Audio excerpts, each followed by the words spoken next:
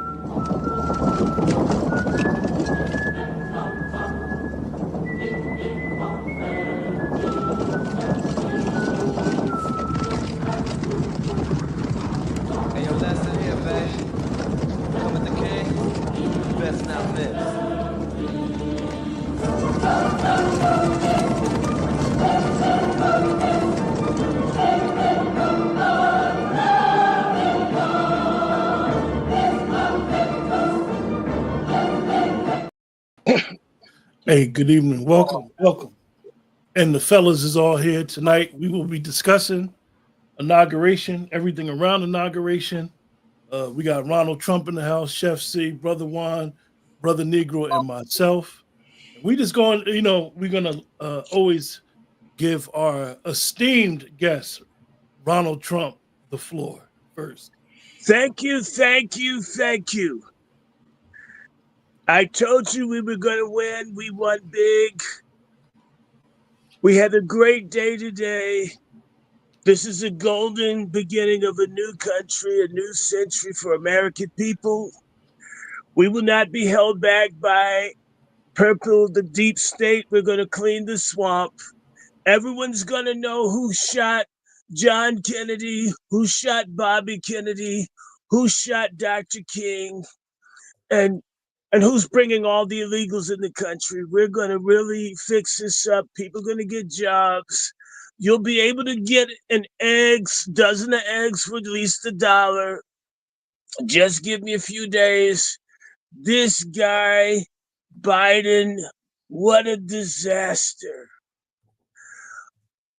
We almost lost our country, but we've got a second chance, so we have to pull together. We need to drain the swamp, close the border. Ice, Ice Baby's going to be my national anthem until we clean this country up of all the thugs and the bad hombres that are destroying this country. Things are going to go right for the first time. And even though you couldn't vote for me, I'm still going to be the greatest president. They stole one, but they couldn't stop this one. I know they sing in the black church, Satan said he had me, but I got away. And so bye, Biden. He's pardoned everybody. In fact, if he'd had some time, he would have dug up Hitler and pardoned him. It's just a disaster. But we're going to move forward. The bad 4 years when you miss me are over. Thank you so much, all the voters. People brave the cold, even the black marching band. I hope you give those guys some fried chicken. I hear they like it. Thank you. Brother Juan J. Johnson, any opening statements on this great inauguration 2025? Man, I think the only opening statement I have is, wow. I just got a wow, man. I mean, I'm still taking it all in. The optics I saw today were just interesting. Look here, I'm just looking for a phenomenal conversation. Yeah, can y'all hear me? Yeah, we can hear you well. Yeah. So that would be my opening statement. Trump won. He's back. Biden's gone. Kamala's out. And now the work begins. So looking forward to it. Chef C, your mic is muted, brother. Peace. Yeah, listen, I look forward to this. And salute to all the brothers, man. It's good to seeing everybody again. Salute to everybody that be rocking with us as well through all the platforms. Glad to be on Let's Talk 2 today, to spearhead and bring us through in the new year with this thing. But, it should be some really good progressive moves done by this administration. I am keeping my eyes on them as far as the deliverables that he promised. And I want to see if he comes through. So we look forward to what this administration can bring. And again, ladies and gentlemen, as we've always said throughout our platforms, especially now, if you see something, say something. Ice, ice, baby, ladies and gentlemen. And also we got Brother Negro and Coke Sharp in there in the shadows. They're here. If either one of the brothers is present. Oh, I'm here. There we go. I'll go first. All I gotta say is wow. I saw the red version of a plantation jubilee. That's what it came across to me. We've seen the blue edition. Now we got the red edition. And especially you top it off on MLK, Doctor and Reverend, or I'll say Reverend and Doctor Martin Luther King's Day. That kind of threw me through a loop personally. That more people were emphatic about that man versus the man who actually died for something that was greater. That was the major concern that I saw, and I hope that we be able to change our heart and our mind and spirits and kind of get a one accord on representing our icons and our people. Definitely. Coke Sharpton, are you there? Yes, sir. Yes, sir. Can I be heard? Yes, you could definitely be heard, brother. Yeah, I'm over here. I got the heat packs on my permanent end right now because my split ends froze trying to do that bullshit protest against Donald Trump. I was the only one that was out there in them streets, and it was 4 degrees outside. My bones is shot up, and nobody showed up. But I have to say this: glory! Chicken wings and collard greens. Glory for the Negroes.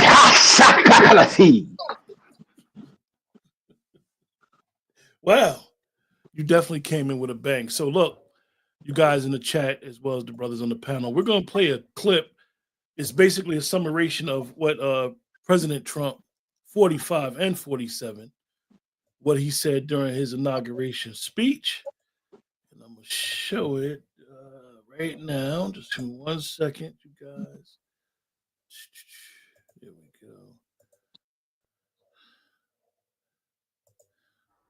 go. Chief Justice Roberts, justices of the United States Supreme Court, President Clinton, President Bush, President Obama, President Biden, Vice President Harris, and my fellow citizens. The golden age of America begins right now.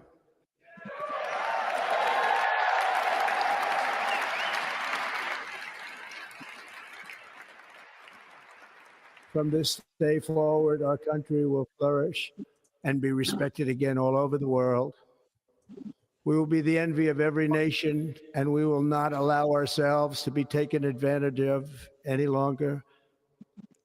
During every single day of the Trump administration, I will very simply put America first.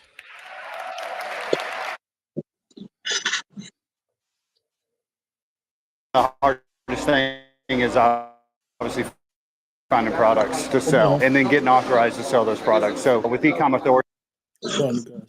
they've been able to do that. We're going to set you up on Walmart. We're going to pick out your inventory so that you get.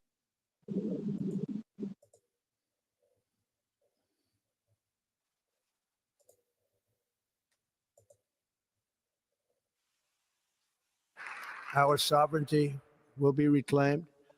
Our safety will be restored. The scales of justice will be rebalanced.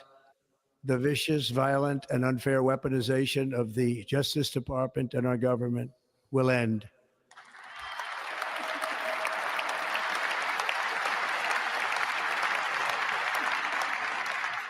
And our top priority will be to create a nation that is proud, prosperous, and free.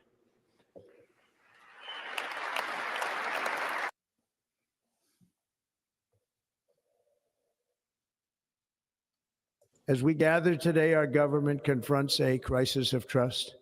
For many years, a radical and corrupt establishment has extracted power and wealth from our citizens while the pillars of our society lay broken and seemingly in complete disrepair. We now have a government that cannot manage even a simple crisis at home, while at the same time stumbling into a continuing catalog of catastrophic events abroad.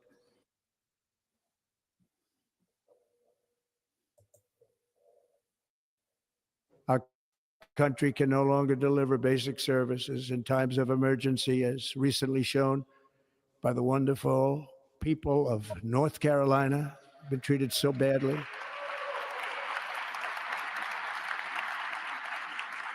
And other states who are still suffering from a hurricane that took place many months ago. Or more recently, Los Angeles, where we're watching fires still tragically burn from weeks ago without even a token of defense. They're raging through the houses and communities, even affecting some of the wealthiest and most powerful individuals in our country, some of whom are sitting here right now. They don't have a home any longer. That's interesting. But we can't let this happen. My recent election is a mandate to completely and totally reverse a horrible betrayal and all of these many betrayals that have taken place, and to give the people back their faith, their wealth, their democracy, and indeed their freedom.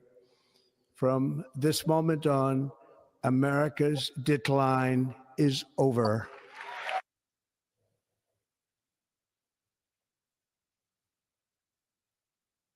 Over the past 8 years, I have been tested and challenged more than any president in our 250-year history, and I've learned a lot along the way.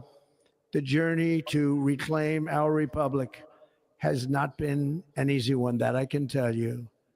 Those who wish to stop our cause have tried to take my freedom and indeed to take my life.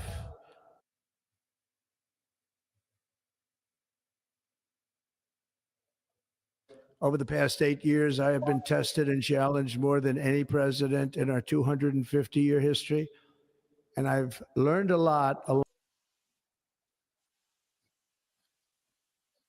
So you guys, that's some of the gist of what President Trump said. As well as he says something else, I want to show you guys, and I know that our esteemed panelists, we definitely have some thoughts on that. But this is something interesting, and it speaks specifically to us. I want to thank you for the tremendous outpouring of love and trust. In Hispanic communities, I want to thank you for the tremendous outpouring of love and trust that you have shown me with your vote. We set records, and I will not forget it. I've heard your voices in the campaign, and I look forward to working with you in the years to come. Today is Martin Luther King Day, and his honor, this will be a great honor, but in his honor, we will strive together to make his dream a reality. We will make his dream come true.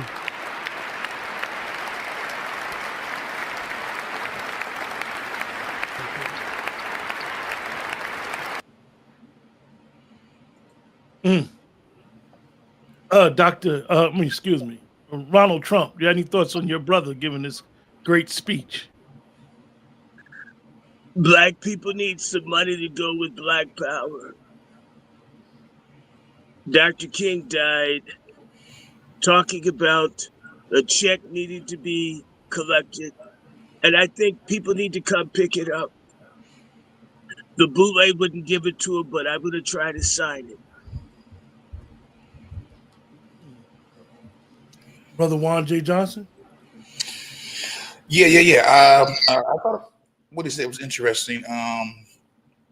Look, I know Stevie Wonder is blind, but if you have two eyes to see that our country was in a state of decline, morality, just think about how we've been these last couple of years. You've got to admit that we needed to see something different. Because I've always saw Biden as a weak person, very fragile. And with me, the type of person I am, when I see weakness, it's time for me to jump on that. I'm a predator. He prayed to the rest of the world. They knew he was weak. And when you get weak leadership, you get weak policies. He didn't show no strength since I seen him. So yeah, we need to change. I wasn't willing to go 4 more years with him and her, or with her and the other weirdo. I mean, yeah. So I was look. Is he a Messiah? Hell no. Is he gonna keep his word? I don't know. But I'm gonna go with this. Just let me see and keep our foot on their necks. On the process. What do you have to lose? Yeah. Brother Negro. Brother Negro, you have any thoughts on this? Oh, I'm here. I got a lot to say about that. He didn't, Brother Negro. I know what you said to me. He didn't say Hispanics first. He said blacks first, but it cut from the broadcast. So I apologize for that. Oh, okay, my bad then. Yeah, you know you already know the Negro I was already eyeballing that. I was like, yo, I know he ain't pulling no Jim Crow Joe Biden move, putting these individuals in front of us, skipping in front of the line. All right, that was the angle where I was coming from. I was like, yo, what's up with that? And since that wasn't the case, I'm gonna say that, man, where's that reparations check, man? He having it on MLK, mentioning MLK. He was saying to pick up a check. He don't use that. Don't use our civil rights icons and don't deliver no damn tangibles to the Negroes. That's where I'm kind of at with it. And the reason why I was just like, really, is that how he's moving? But and then it just feels like the reverse side of when Joe Biden said, "I got your back, black folks." It's kind of like that. Just that he didn't say "I got your back" with the thumbs up. It was just kind of implied in a weird way. So I am side eyeing him. Reverend Coke Sharpton, esteemed one. Do you have yes, sir. Do you have? Well, what I like about this, I'd actually want to touch on the what happened right before, if you don't mind, this speech, just so we make sure we add that to it. That was one of the shortest inaugurations I ever saw in my life. To the point where Trump said, "I ain't even got no time to put my hand on the Bible. I need to get going on this one right here." Vance sat up there with getting inaugurated for about 3 minutes. And Trump got up there. I blinked and I missed half of his swearing ceremony. That man, he had this look on his face before he got on that mic. What we looking at right now, he was scanning the room, basically like, which one of you is out to kill me? And the way he was scanning that room, it was like he was thinking, every one of you is out to kill me. He had this look in his eye before he got on that podium. So it's just the determination that I see in his eye, and also Yeah, I think he got a little bit of a shorter fuse than he. We don't see, a lot of people don't understand. We don't have the same man we had in 2016. A lot of people are trying to vote this man in, thinking is all we got. We want to go back to what it was, but what people need to understand is there's no going back. Yeah, yeah, I see you, Juan, brother Juan. Can you touch on that for a little bit, man? I just wanted to make sure we added those little bits that happened right before he got up on this, if you don't mind. Yeah, we can't go back because again, we're in a whole different era, a whole different time. I'm looking for some hard times now because the damage that must be fixed. Ain't no going back. Back to what? Man, some folks gonna have to feel the pain. A lot of folks are gonna feel the pain. What pain? Some of these special programs, they gotta go. You know, the welfares, they go, look, man, I see some pain coming. I see a lot of suffering coming for a whole lot of people. Hey, brother, real quick, brother Juan. Hey, shout out to Kamala Debbie Harris right now for monitoring. There is no going back. I actually supported that phrase, but she left out one important part. She left out one part, and that part was you're not going forward. Hey, brother Juan, before I go to Chef C and then myself, let me ask you a question in reference to some dark days. Do you think it's dark days or do you think it's an opportunity? Both. Because you can extract some goodness out of dark days. In the dark days are times when you know what, how do I get that bag? It's dark days for Latinos or for all those who are illegal. That's a dark day for you. But it's a bag day for us. For those who, you know, gonna make them phone calls. Those who's going to, you know what, look, get that bag. So it's a bag day for us, bro. You know, for those who are in these welfare programs, it's a bad day for you. It's a bad day for you. Do you think, let me ask you, Brother Juan, before me and Chef C talk, do you think today has marked the end in the death of DEI and identity politics? Absolutely. Yeah, it needs to be gone immediately. Well, look, we've seen the results of DEI. Don't ask me to ignore what I've seen. From the highest levels of the government to the lowest levels. You know? Oh, Brother Juan, I have to let Dr. Short has entered the building. Donald Trump has left.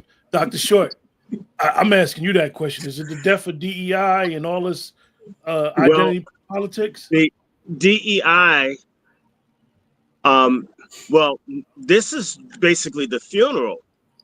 I mean, DEI got burnt up out in California. Good point. There are a couple of women of color, if I could put it that way, between Kamala Harris, Letitia James, Fannie Willis. There've been a cast of stupid ass women in the NABJ. There've been a large number of dumbass women, mostly black, that have shot themselves in the pussy. And, you know, it's the greatest thing since sliced bread, Pringles potato chips, the silicone chip, the telephone. But if it's not with some kind of order or context, it's annoying. Any pimp will tell you so. Karen Bass, who I've been talking badly about for years, and a lot of people don't know, Karen Bass is one of the most evil Black women to ever hold any kind of public office. To show you how wicked this woman is, she helped and did whatever she could to expand the eugenics programs. Like, for example, you have an office on population for people in this country and for people abroad. But in particular, abroad, they send defective and unsafe and sterilizing medications and things to Africa, the Caribbean, and other places. Even when they don't work here or they mess up women here, they're sent overseas. Karen Bass thought that was great. Remember Plan B and how it got withdrawn? Do you know Karen Bass was supporting that stuff still being sent to Africa? Jessica, she could only kick out one baby for the taco she was married to. Doesn't mean you have the right to want to sterilize all the other black women in the world. That mannish looking thug is a eugenicist and a communist. These people are absolutely crazy on this feminism and all this other stuff. I mean, you want to kill live babies, and you say it's her body. Even when the baby comes out, they still get to kill the baby. It's her body. Isn't that murder? In fact, if a man hits a child that's a teenager out of control, you're ready to take him off to jail. But a woman that wants to kill a baby that survives an abortion is a superhero. This is the logic of these people. And it all centers around killing children, destroying the family, destroying everything, and trying to create some order in which women become gods. It's sick. It won't work. And if you're God, you shouldn't need a tampon box in your restroom. What do you have to lose? Well, Chef C.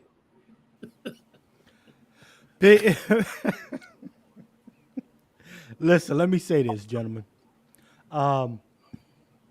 Shout out to Obama's wife for not showing up. You know,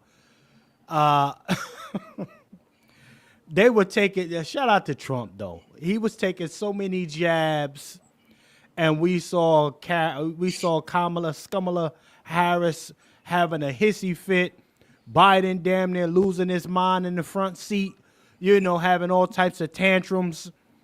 Let me tell you something. I was just trying to look for Michelle. I was looking for Michelle Obama to show me what that they go low, we go high shit looks like. Yeah. When Trump was laying the hammer down, talking crazy about the failures of this past administration, sister girl, she couldn't take the heat. She couldn't sit there and take it. So she just said, I can't even be in the building. I'm not even going to put myself through it. But brother, she's a giver, not a receiver anyway.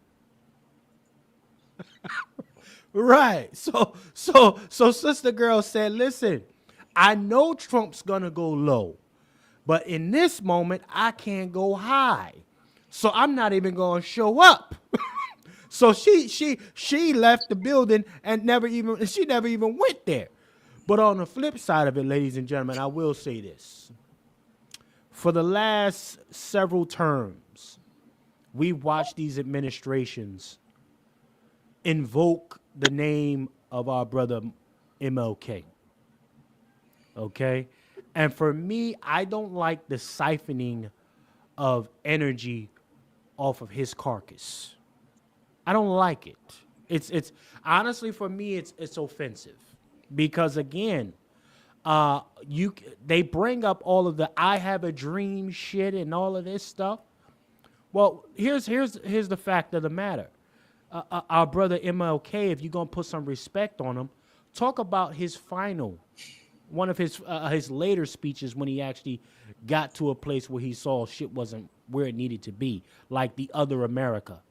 If you're going to put respect on Martin Luther King, you go to that speech, not I Have a Dream that was co-written by 2 Jews and 1 melanated dude.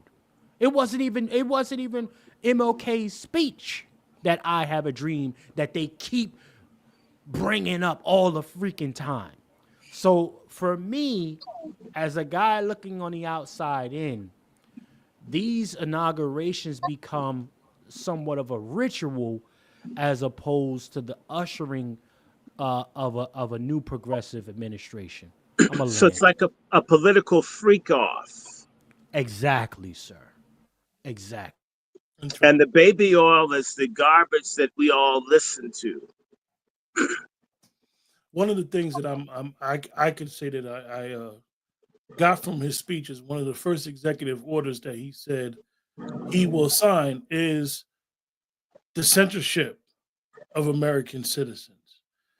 For those of us that don't really understand, ever since 9/11, ever since the Patriot Act, they have authority to spy on all of us, all of his citizens. And this has to stop. I don't know if it's going to stop. I'm hopeful it's going to stop, but we should be very cognizant of the wording that they're using. Any political figure when they talk about censoring us, spying on us, because we run the government. The people are in charge. I am a constitutional American. Anybody who is against the Constitution is an enemy. Even though we know that it wasn't written for us, it's applicable for us today. So I'm very conscious of the wording.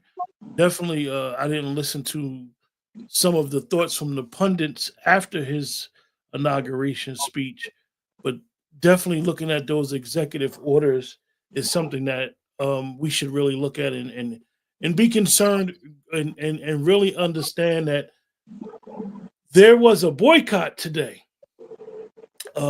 And a lot of people may have not have realized there was a boycott amongst particularly our black women of blacking out the inauguration.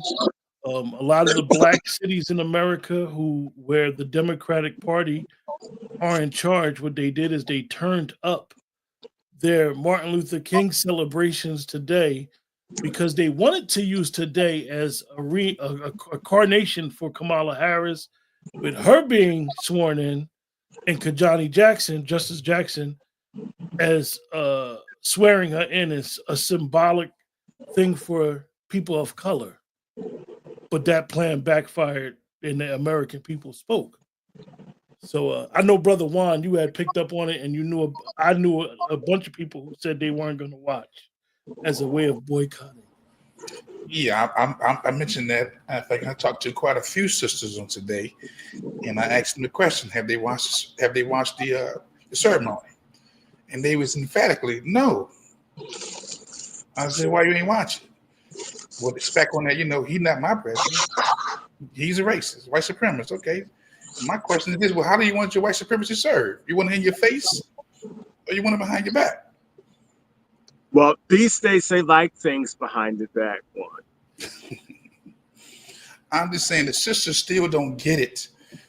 When you look at that stage, who was up there in that program, you saw trillions of dollars.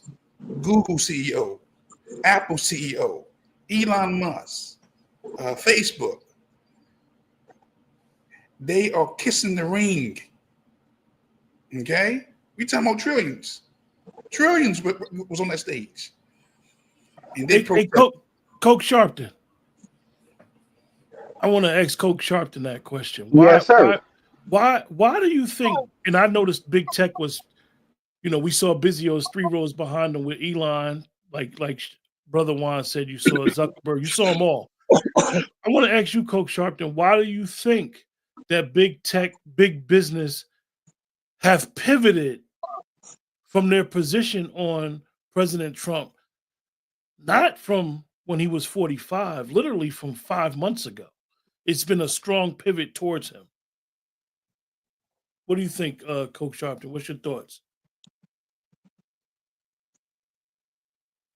I would say, what pivot? Let's Talk TV. What pivot? And what I mean by that is spending the majority of my life in tech. It's the opportunity. There's 2 different words that come to mind: opportunity versus opportunist. Now, when I want to look up here, a lot of people hear opportunists and they think it's not what they think. An opportunist is a person who exploits circumstances to gain immediate advantage rather than being guided by consistent principles or plans. See, when it comes down to this tech stuff, um, it's about creating air products. And what I mean by air products is put Facebook in my hand, put Twitter in my hand. You feel me? Put Amazon in my hand, put Uber in my hand. Uber's not a car sharing, a car ride service. That's how they won that lawsuit against the taxi companies. Uber is a matchmaking service. They match people who are willing to liquidate their vehicle with people who are looking for rides. No different than a tender. Swipe left, swipe right. They are here to milk America for its resources to create vaporware. Well, I wouldn't call it vaporware because vaporware means that you come out with an idea and it doesn't really exist. They do provide a service, but you can't put it in your hands. So if you look at Elon Musk is actually a liberal cosplaying as a conservative. You see, let's talk. That's what Elon Musk is. Let's not forget where that Tesla still is part and parcel in the Bay Area. Elon realized that, hey, it's more tax advantageous to go ahead and move over to Texas, and Austin gonna give me half of the city. So let me go ahead and move shop over to Texas. Let me start acting like how the Texans act. Let me get me a cowboy hat, cowboy boots, all of that stuff. As one of my favorite people that I won't mention on this platform, because we don't support platforms that don't know. Well, actually, but Star has supported on their next podcast and all of that. And as Star says, I ain't got no friends. Don't believe in tribalism, and I vote for the winner. See, when Donald Trump won, he fell back. He was like, we ain't rocking with Trump. But when Trump, start bubbling up, hey, MAGA, all of that stuff, and I'm gonna make my own MAGA hat. He doesn't rock with Trump like that. He actually would disrespect Trump if he had the chance to. When I'm talking about Elon Musk. When he stood up on that stage with that black MAGA hat, that's a shot. That's a low-key shot. I'm not saying that they're intentional in what they do, but these are immigrants. Let's be very clear. These folk are first, second, third generation immigrants that come over to America as opportunists. They get involved in tech, and then they blow the situation from there. The tech space is one of the biggest debt creators in the country, right? All I got to do is come up with some idea. And that's one of the reasons I actually got into tech. See, I have a business degree, and it was a business decision for me to get into tech. I said, so you mean to tell me I could just make ideas in my head and type on this keyboard and then money comes out the other end? Say less. But they just take it to the next level. Now, I noticed that they try to prevent people like myself at the HR and at that level of it.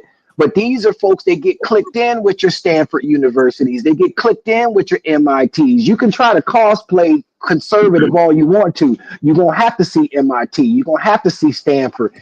Where is the money at? And how can I push the government to create tax abatements and things like that? You look at Tesla, tax abatements, all of that stuff. Who's got the rock is the question. And that's who we're going to rock with. And hopefully that answers your question, sir. Oh, great. Yes, no doubt you definitely answered that. Dr. Short, I know you had talked about what you call him, Vimaswamy again? Stamaswamy or Stamaswamy. vasectomy. You can choose. Both are accurate. So he stuck his neck from up under the sand and showed his face in the rotundo today. I know you had Dr. Short. One of the things, for just like the panel know, and everybody knows Dr. Short. One of the unique qualities that Dr. Short has is he has a unique foresight on things to come in the future, and he always advises all of us individually and as a collective of things to look forward to. And Dr. Short, you got some foresight on what's going to happen with Vimoscammy? Scamaswamy or Swami. vasectomy. It's easy. I mean, you know what a vasectomy is. Maybe you can't say it because you don't want it to happen to you. And Scamaswamy. What's your thoughts with him? I know you said that he's basically he thought he was going to be in a position, and then he offended Donald Trump's base, America's first. He's model minority political roadkill at this point. He fucked up. You know, just because these racist people bring over Asians and others to attack we Aboriginal Americans, and again, me being I have to use a term because people don't Indian, African, and white, which is what we are, a blend of these peoples. But we're indigenous to the United States.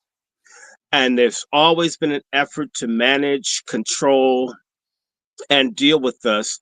They've always brought various immigration issues against the indigenous population, which is us, right? Just because they both smoke up this Indian's ass like they did Bobby Jindal and they did like Nookie Haley and all these other Indians that are over here that are doing anti-Black things, it does not mean that you are an honorary white person with full status. Even the white folk in Western North Carolina weren't white enough to get the help that they deserved. They let those people be destroyed. I mean, that is the most brutal thing I can see since Katrina, to see thousands of people's lives destroyed, and they have white skin. The social contract in this country, if you're white, certain things don't happen to you. And so the social contract was broken just around this, and the social contract's broken with all the little Jewish people shit. They haven't had this much shit burnt since Hitler. Okay? Scamaswamy and these other people have been brought in to deal with us, but they crossed the line the minute that they think that they're going to appropriate white Protestant establishment status. That isn't for him. He's a Hindu and he's a coolie with some money. He shot his mouth off talking trash about white people. He had no right to do it. You don't go anywhere to any country as an immigrant or anybody. You're trying to aspire and be in the public sphere and just trash scores of millions of people and think people are going to like you because you're the melanated person of color, party favorite canapé in social circles where people will say, look, we don't hate Black people. Look, we've got Vivek here, or we've got these other people that they're putting on the news and everywhere else. We don't hate people. Look, we brought in people from another country that are almost as, or dark, same colors of people. We don't hate people. This fool has gotten his coolie wake-up call. You are a chutney, curry, tandoori bread eating nigger. What do you have to lose? He's stupid. The difference between Vivek Ramaswamy and I is I can walk into a room and no matter how angry people get with me being there, they can even put me out. I can say my ancestor was governor of Kentucky, vice president of the United States. I can say I have ancestors that were at Massachusetts Bay, ancestors that were at Jamestown. In fact, Jamestown is named for my uncle. Vivek can't say that. You can call me nigger, you could do whatever you want, but the history is I belong here. I'm son of King Charlemagne. I'm grandson of William the Conqueror, and a whole bunch of us are.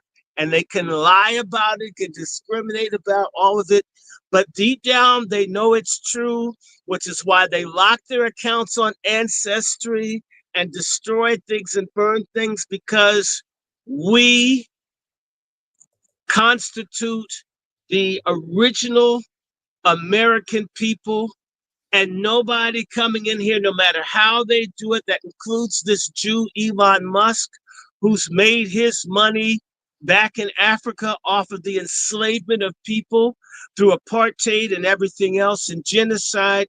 Even he isn't fully accepted. These people don't understand there really is a class and caste system in the United States.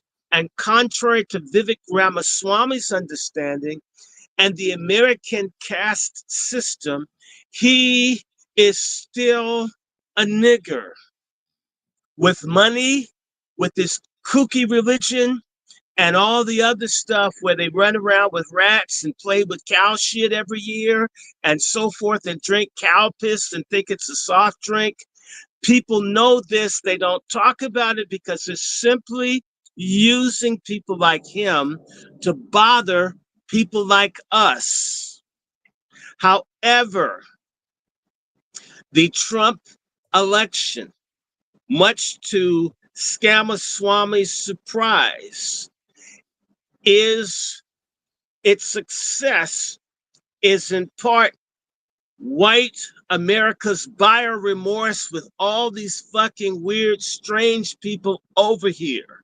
Kidnapping, pushing dope, raping, drunk driving, job stealing, scamming people who hate this country, who are not interested in becoming Americans other than looting and taking what they can take back home. They're tired. And in reality, there's a silent thing. You know what?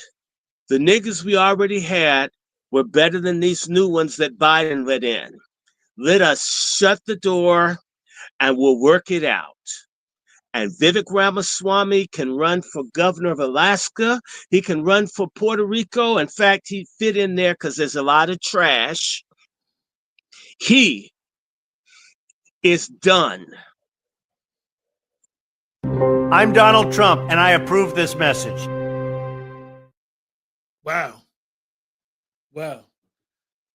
Brother Juan J. Johnson, what do you have to say about what Dr. Short just said? Man, Dr. Short is filleting. He's literally cooking. He's cooking, okay? But he's absolutely right.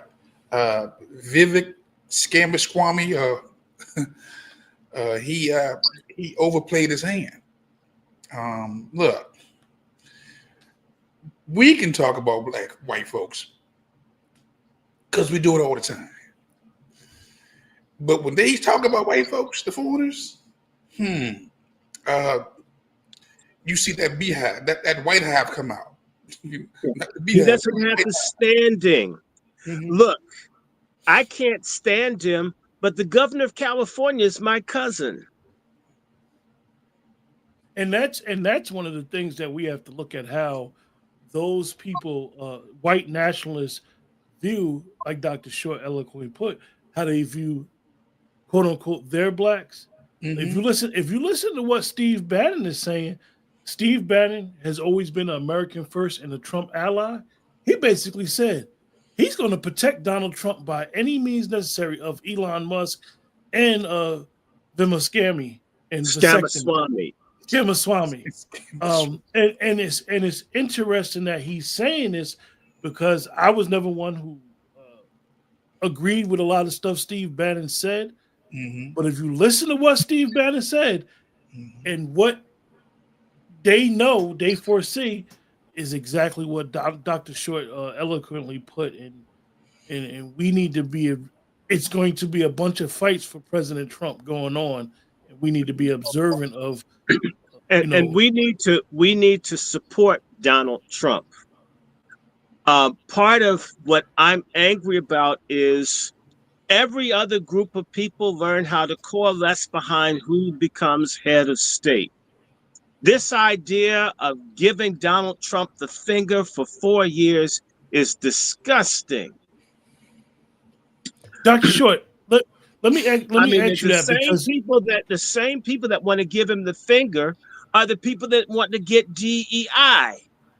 I mean, where the hell you gonna get it from, dummy? You want to get this, you want to get that. The government has the ATM and it prints the money. Why make the person that's over the printing press of the money an enemy? They have Chef, enough sense. They have enough sense to steal condoms out the trash can of athletes that they think are going to make it to the pros, and don't have enough sense to make friends with the person that controls a multi-trillion-dollar economy. That's fucking stupid. hey Chef C, do we have any political capital whatsoever to, and I would say I would never follow the 92% who are saying they'll sit this out for 4 years. Do we have any political capital? Are we in any position to sit this out for 4 Well, years? check this out. And here's the unfortunate nature about it. When you think of what people call white supremacy, unfortunately, they just think of white folks. However, that's not so true. That's not really true. On the flip side of it, there's a companionship, an unlikely companionship. No, it's not like unlikely.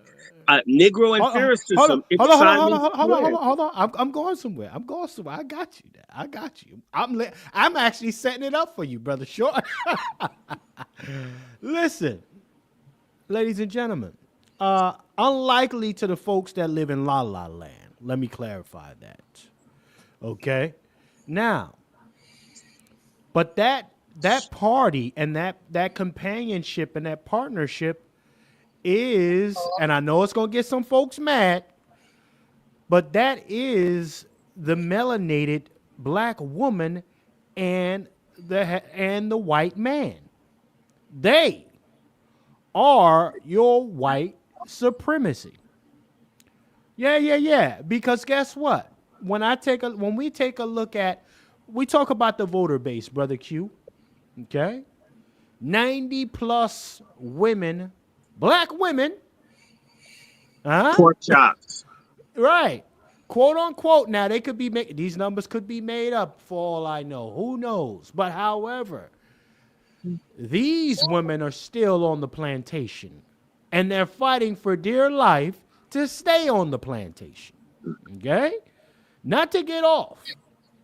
And they're looking at you every time you come, black man or black woman that's off the plantation, telling them to, hey, come over to this side. It's better over here. But then they look out and they see and they say, hold on, no. No, it's not. It's not better over there. I got all my goodies, giveaways, DEIs, etc. over here. And Master, it really knows how to do rough trade.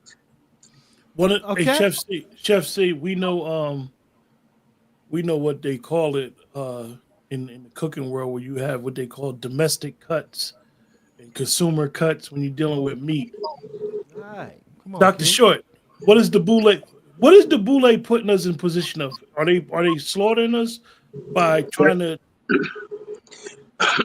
Go ahead. We've already been slaughtered.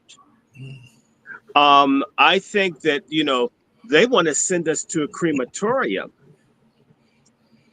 Yeah. We're already there. Yeah. When you consider the fact that maybe 50 million to 60 million black people that should have been born that were butchered through abortion, half of us have already been slaughtered. That part. Under the name of women's liberation. And a significant number of us have died due to gay liberation, where, you make the asshole the pussy. It's the new pussy. And so The Boule has had a contract for over 80 years to exterminate the unqualified, unfit Black people. The Black Greek letter organizations support the eugenics agenda. They think the eugenics agenda means only getting rid of the non-talented 10th Black people. But the real one, the part that Margaret Sanger and Nina talked about, and I have my book at The Woman in the New Race, I can pull it, it's somewhere around here. They don't want any certain people of any kind to reproduce at all. And but the problem, we have a golden opportunity. Trump is a golden opportunity for us, not because Trump is what's his name, John Brown or Martin Luther King, because Donald Trump is a realist and a businessman. He's in the business of making money and doing things, and he can work with just about anybody. Well, that's a hell of a good thing, because I'll tell you something. There are a whole lot of Black folk that ain't on business. There are a lot of different people that ain't on business. You can't figure out what to do. Chef is an entrepreneur. All of us who do any kind of business, and ever had to do contracts, whatever, to have people that you can sit down and discuss what you like, what you need, what you're going to have, what you're going to exchange, and it happened exactly as all parties agreed, is a wonderful thing. Donald Trump is the first of maybe any president that's trying to do real business, not dirty business like Lyndon Johnson did with that bullshit, society, great society, but in reality, a realistic society, and where people have an opportunity to do whatever it is that they got to get done to make it. This is what we've got. That's the first time we've got some people talking about literally, you can get some of the stuff that you need to get, and I don't have an issue with you getting it, provided you're not trying to destroy this country. That part. Johnson and them said, we're going to give you something to calm your asses down until we figure out a plan to destroy you. Bingo. This is the first president. I'm Donald Trump, and I approve this message. I don't care who doesn't like me. I don't care. He doesn't want to hurt us. That is unusual. Work with it, make it work for us. There may be people around him that want to hurt us. We have people amongst us who want to hurt us, as Chef C was talking about.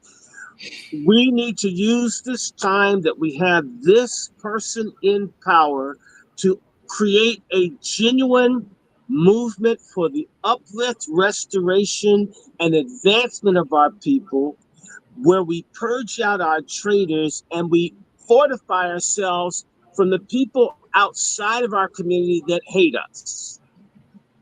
It's going to be a part of life. I don't know. A lot of people have a problem with me using the word nigger. Where I came up, I got called nigger so much, I didn't know it was bad. I learned nigger was bad from television. I mean, you heard it, just everybody called. I couldn't have fought. I would be the world champion in boxing if I had to punch and fight every person that called me nigger growing up. I got used to that. I've learned it. Just that some people are going to say that, and certain people didn't even mean good. Someone says, "Hey, son, who's your nigger friend?" And they didn't mean they hate me. That's how people talk about us. I mean, what am I going to do? Fight this guy's father? I'm like six years on the dance, an Army veteran? Hell no. We have to learn how to deal with adversity. There is some confusion among Black Americans where they confuse racism with adversity. They confuse life's always going to have problems. And people that we call white don't have easy or uncomplicated lives. It's a lie. Dr. Short, could you say what you just said again, please? Black people confuse adversity with racism.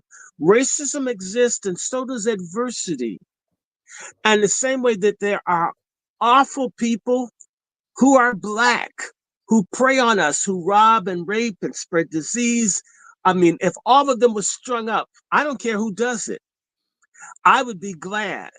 And then there are righteous Black people that are wonderful. And likewise, there are white people that are phenomenal people that would do anything they could do to help you. I have met such people. They've helped me when nobody else would. And then I've met white folk who don't care. And then white folk who actively are working against for whatever reason. And some of those white people attacking you are actually part Black who are trying to make their bones as white people. There are millions of people pretending to be white. I have family masquerading as white people in Iowa and in Virginia and in Maryland and in Pennsylvania. And they know all about this stuff. And when I ran up on one of my grandfathers, I found just last night, found out there was an African woman slave who got impregnated by one of the grand. Now I got the name after all these years, and it's locked because they know we exist, and they know that they have cousins and family. There are a lot of people lying about who and what they are. That's part of the matrix of America. Black American people are going to have to be taught, as Jewish kids are taught, to have chutzpah, to say there are going to be difficulties being Black. But if you are smart, if you are studious, if you're righteous, if you develop a talent, a skill, and an ability, if you can coalesce with other people, you are unstoppable because you are connected to God.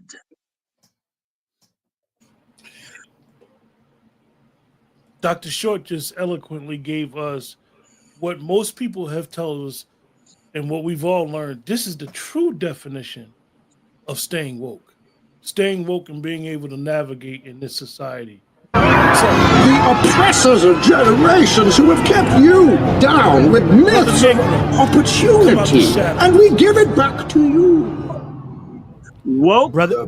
Hold on, real quick, brother Q. You asked me a specific question, brother Q. You asked me, where is the political capital, if anything, that is left?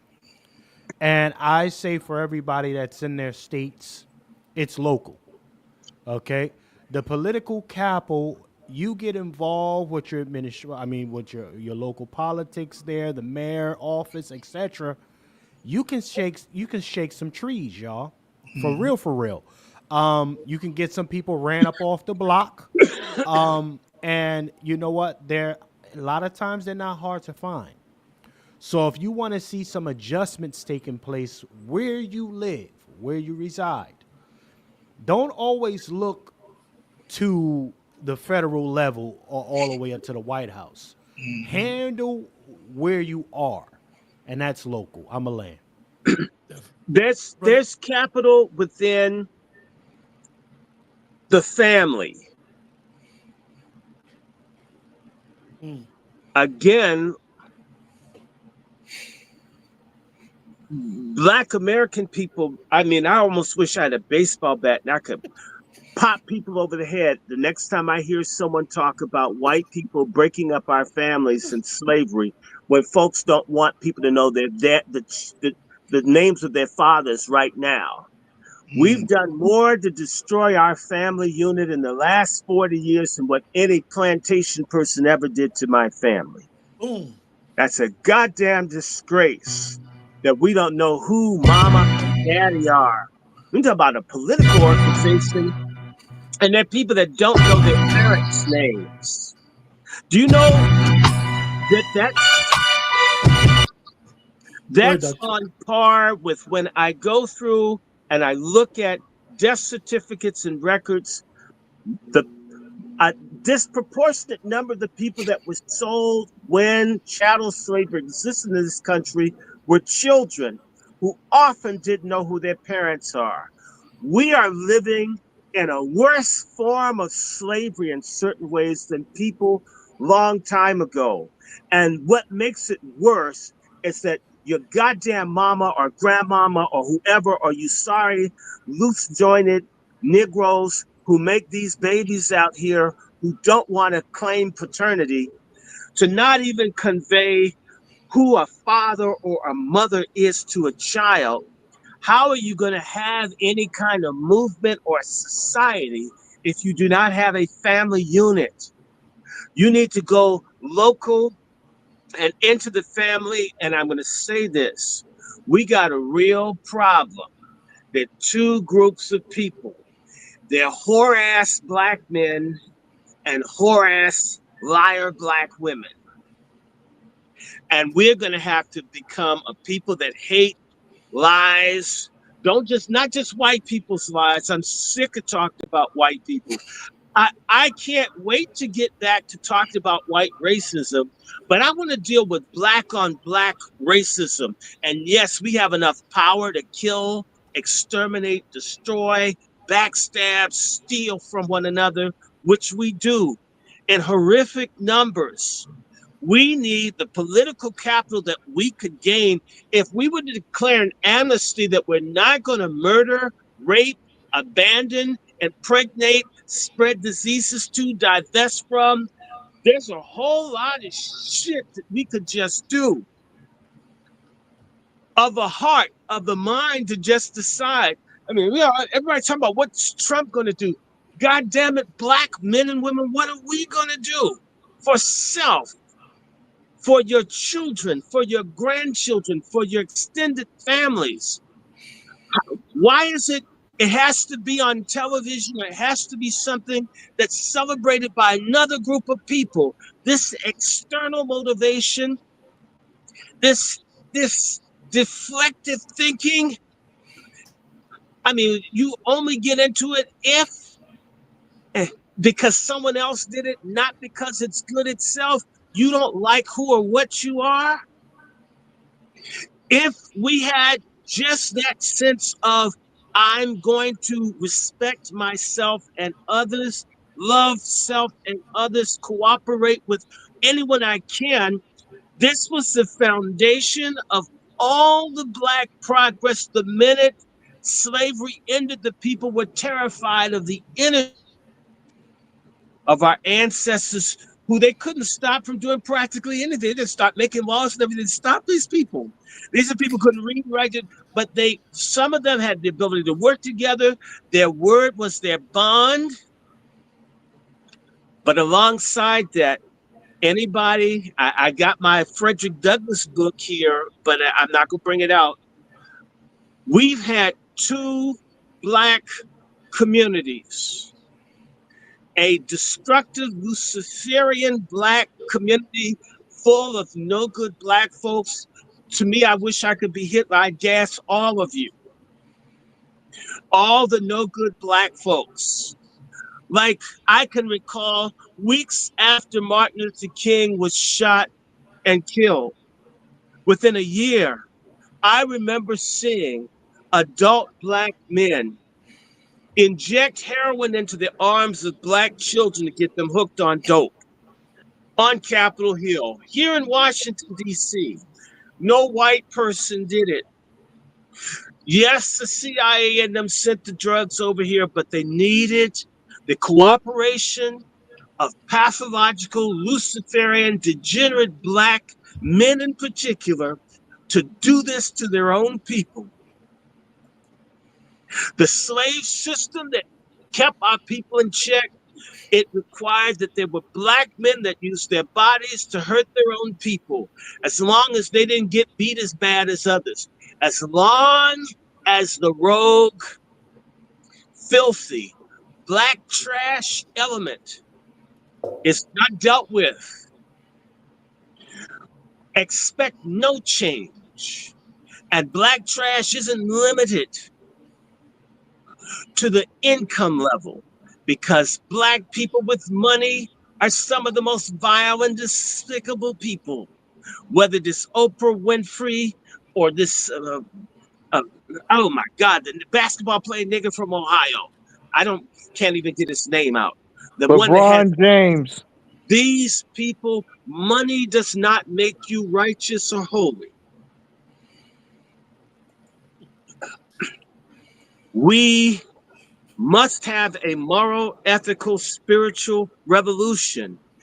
What woke used to mean was that I was woke up to God.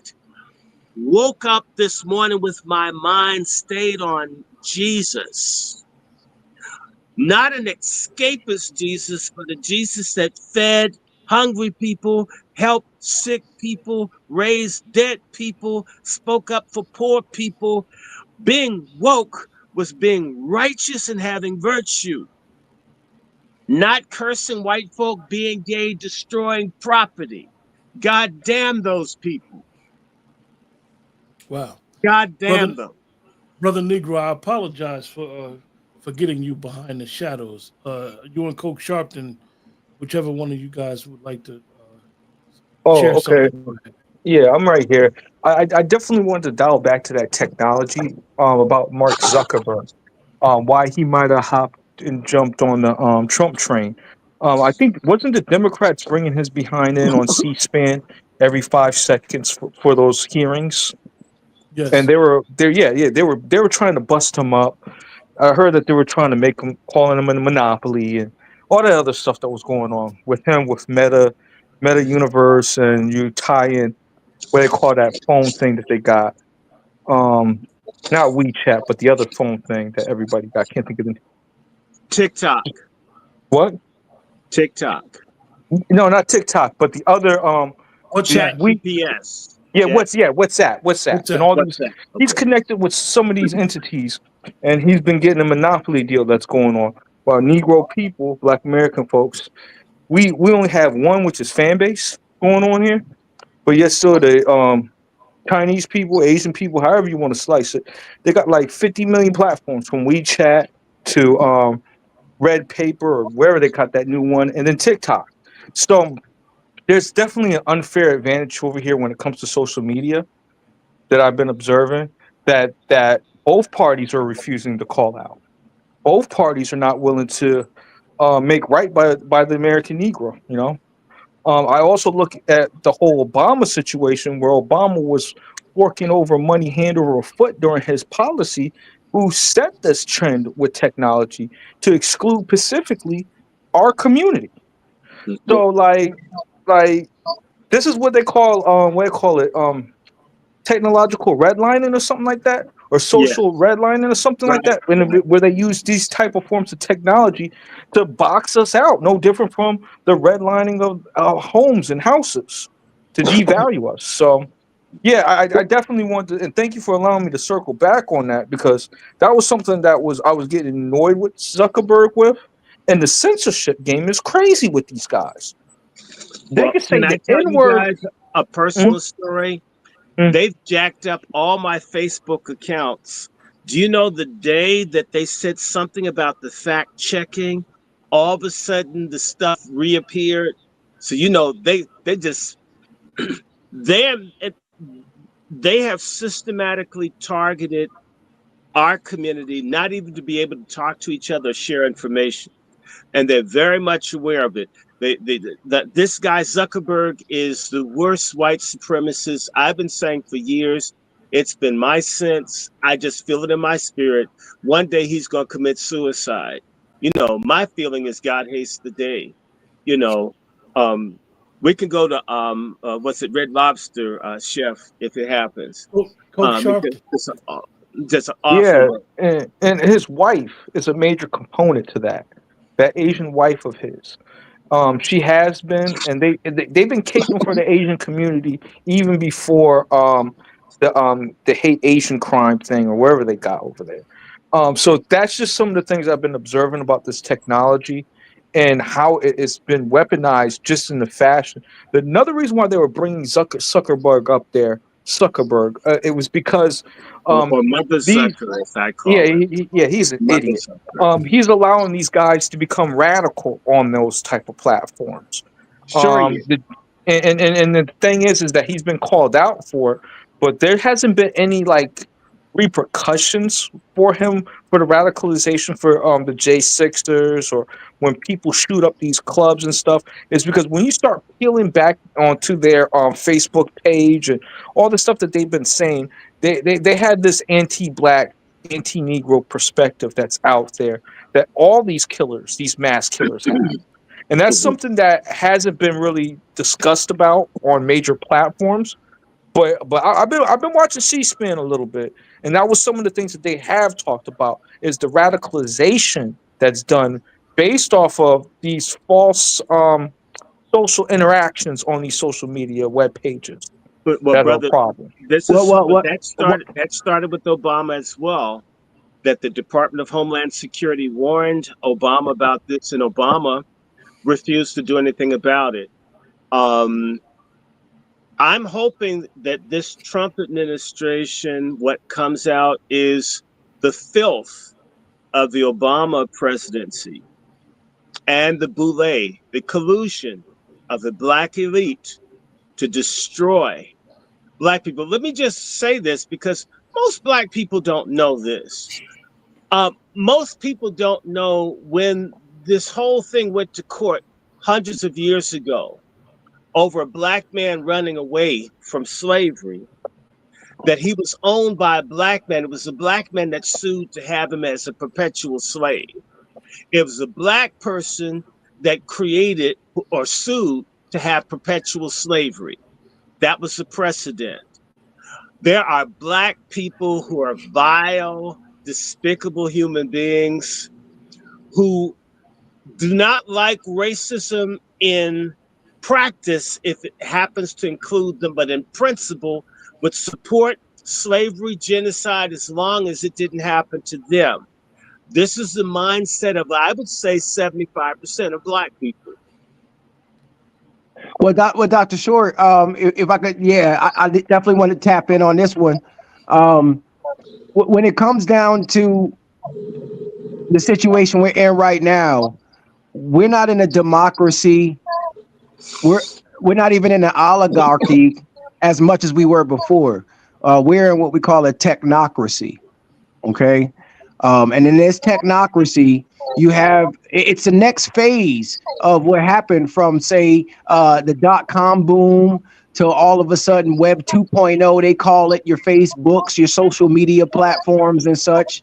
And now we're here at the technocracy because what it is that they know how to not only create money out of thin air, they know how to create massive amounts of money out of thin air. Look how long it took for Michael Jordan to become a billionaire. Look how long it took for Michael Jordan to become a billionaire. Look how much sweat it took for Michael Jordan to become a billionaire. They can get that just by raising $100,000 in seed fund money, offering that off for 10% of the company. And now that company's worth $1 million at the snap of a finger. Add a few zeros onto that. And that's where we are. But now, and they started off maybe in the 20 teens. Not started off, but in the 20 teens, if you recall, these early technocrats were sitting in front of Congress, pushing that gavel in the direction that they needed to go. These are the biggest welfare recipients. Let's be very clear about this. Okay. And so if you look at someone like an Elon Musk, he'll be falling under the guise of First Amendment. But what a lot of these people don't realize is they'll stand on, oh, my First Amendment rights, Juan, my Second Amendment rights and such. But what they don't realize is these amendments aren't sentences, they're paragraphs. And a lot of times they don't read the full paragraph. So, for instance, the First Amendment, I always, I was in a space last week and someone said, what makes you think you have the right to ask for reparations? And I said, it's the First Amendment right. And they said, free what? Free speech? And I said, no. See, that's very telling that you're not even of Ellis Island stock. You're of probably like 1980s. You're probably first generation immigrant, because the last sentence of the First Amendment clearly states that any U.S. citizen has the right to address grievances with the United States government, not your poor ass. Okay. But then you have your Elon Musties that sit there and claim free speech, but meanwhile trying to ban, supportive of banning TikTok because it increases the equity of his platform X. So these are fake dollar store general patent patriots that are running around here. And this is to the point earlier where it is actually radicalizing a lot of these people through memes, through the ability of I can say nigger with the hard ER. Guess what? This platform ain't gonna get taken down with me saying nigger with the hard ER. But let me talk about these small hats, and this whole broadcast will get shut down right now. You understand what I'm saying? And so that's where we are here, that these folk are pretending to be Americans, pretending to be patriots, but they're using the money and the funds of technology to further redline. Look at that Trump coin. You understand that one man put $1 million into that Trump coin 48 hours ago at 18 cents, and that coin jumped up to $70. You do the math. Imagine investing $1 million into something that's 18 cents per unit, and now it's 70 some odd dollars. And then they took that money out, and then there's no liquidity now. Right now, the whole entire cryptocurrency blockchain is shut down. Because what happens is they dump their money in, and then Trump, during his dinner, the Republican dinner 2 days ago, that's when they announced this coin with Elon Musk right next to him. That coin shot up. They got their money out. Everybody put their money in because they're the ones who they got out with. It's called the liquidity pool. Right now, if you have a car and you want to sell your car, say you have a Jeep and you want to sell your Jeep, and there's nobody out there with money to buy a Jeep, guess what? You're stuck with a Jeep. You can't sell it. You're whole. And so now these people are sitting here with these bags. I'm seeing all types of broken TVs, broken chairs, broken computers, all of that stuff. But they're still sucking on Trump.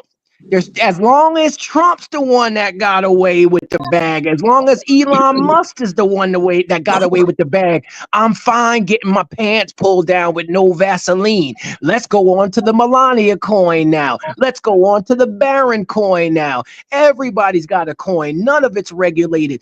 There have been more millionaires minted in the past 48 hours of our life that are not us than there has been, I'd say, in the past 5 years. I'm not even trolling y'all when it comes down to it. Now they got the funds. Now they got the resources.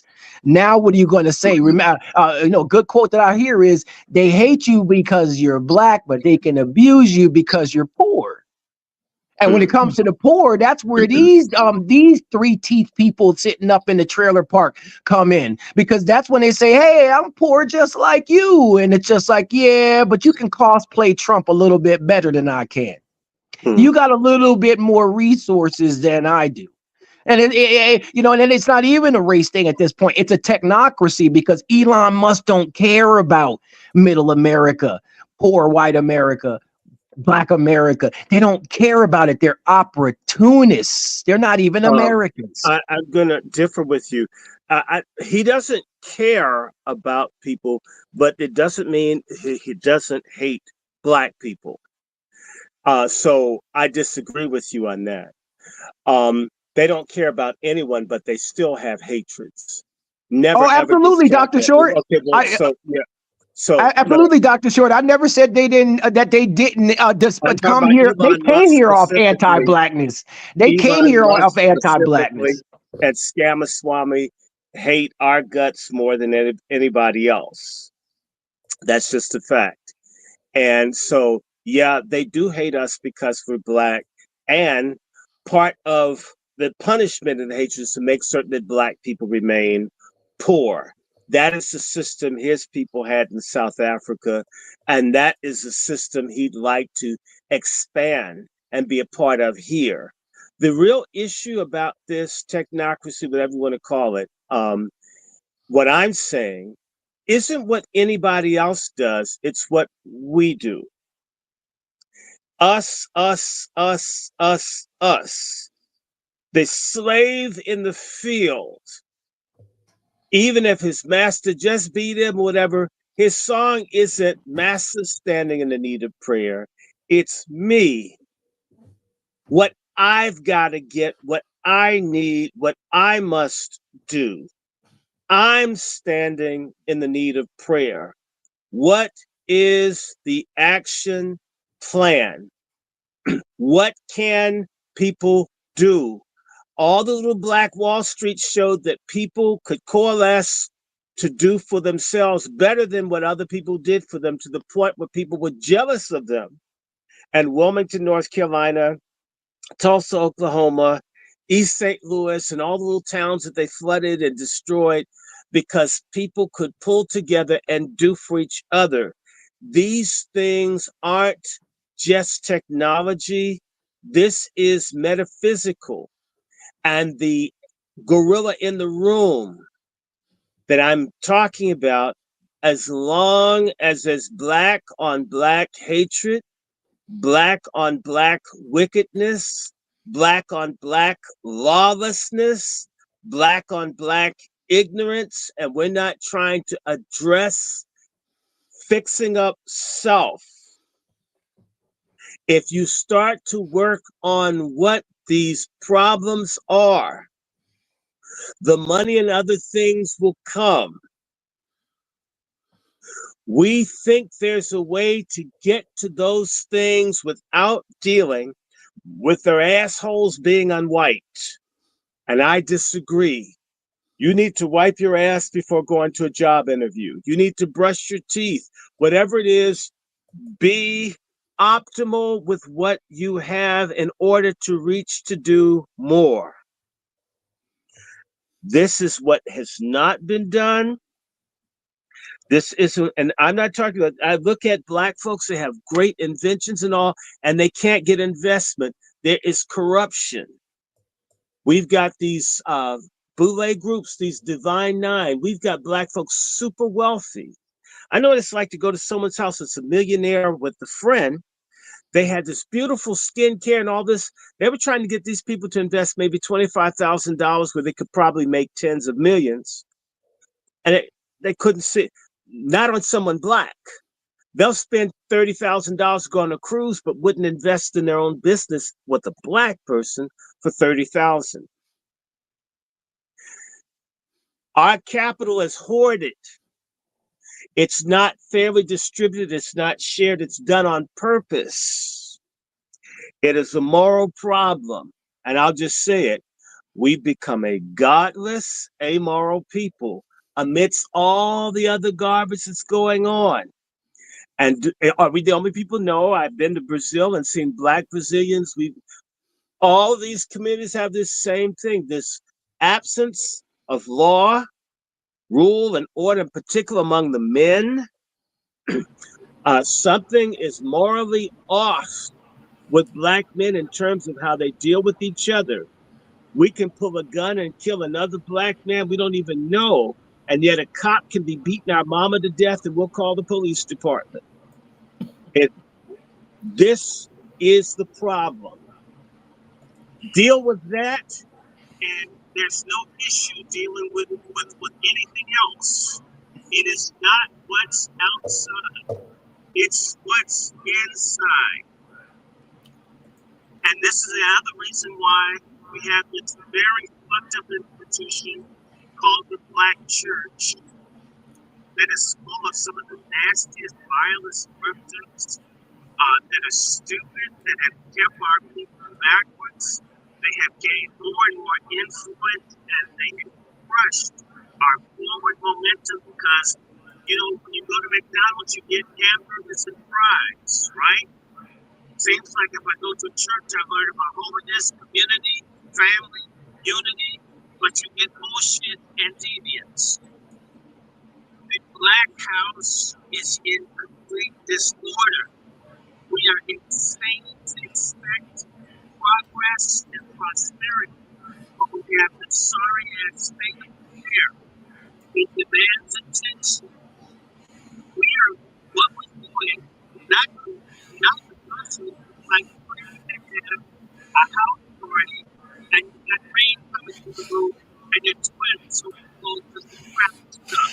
Hey, Dr. Short, we get a little distortion from your mic. I don't know what happened. But listen, yeah, usually we already know what that is, you guys. But what we're going to do is we're going to take a 45-second break, reboot the show, and we're going to talk about these pardons when we come back. That part. Hey, wait. Hey, Before, wait.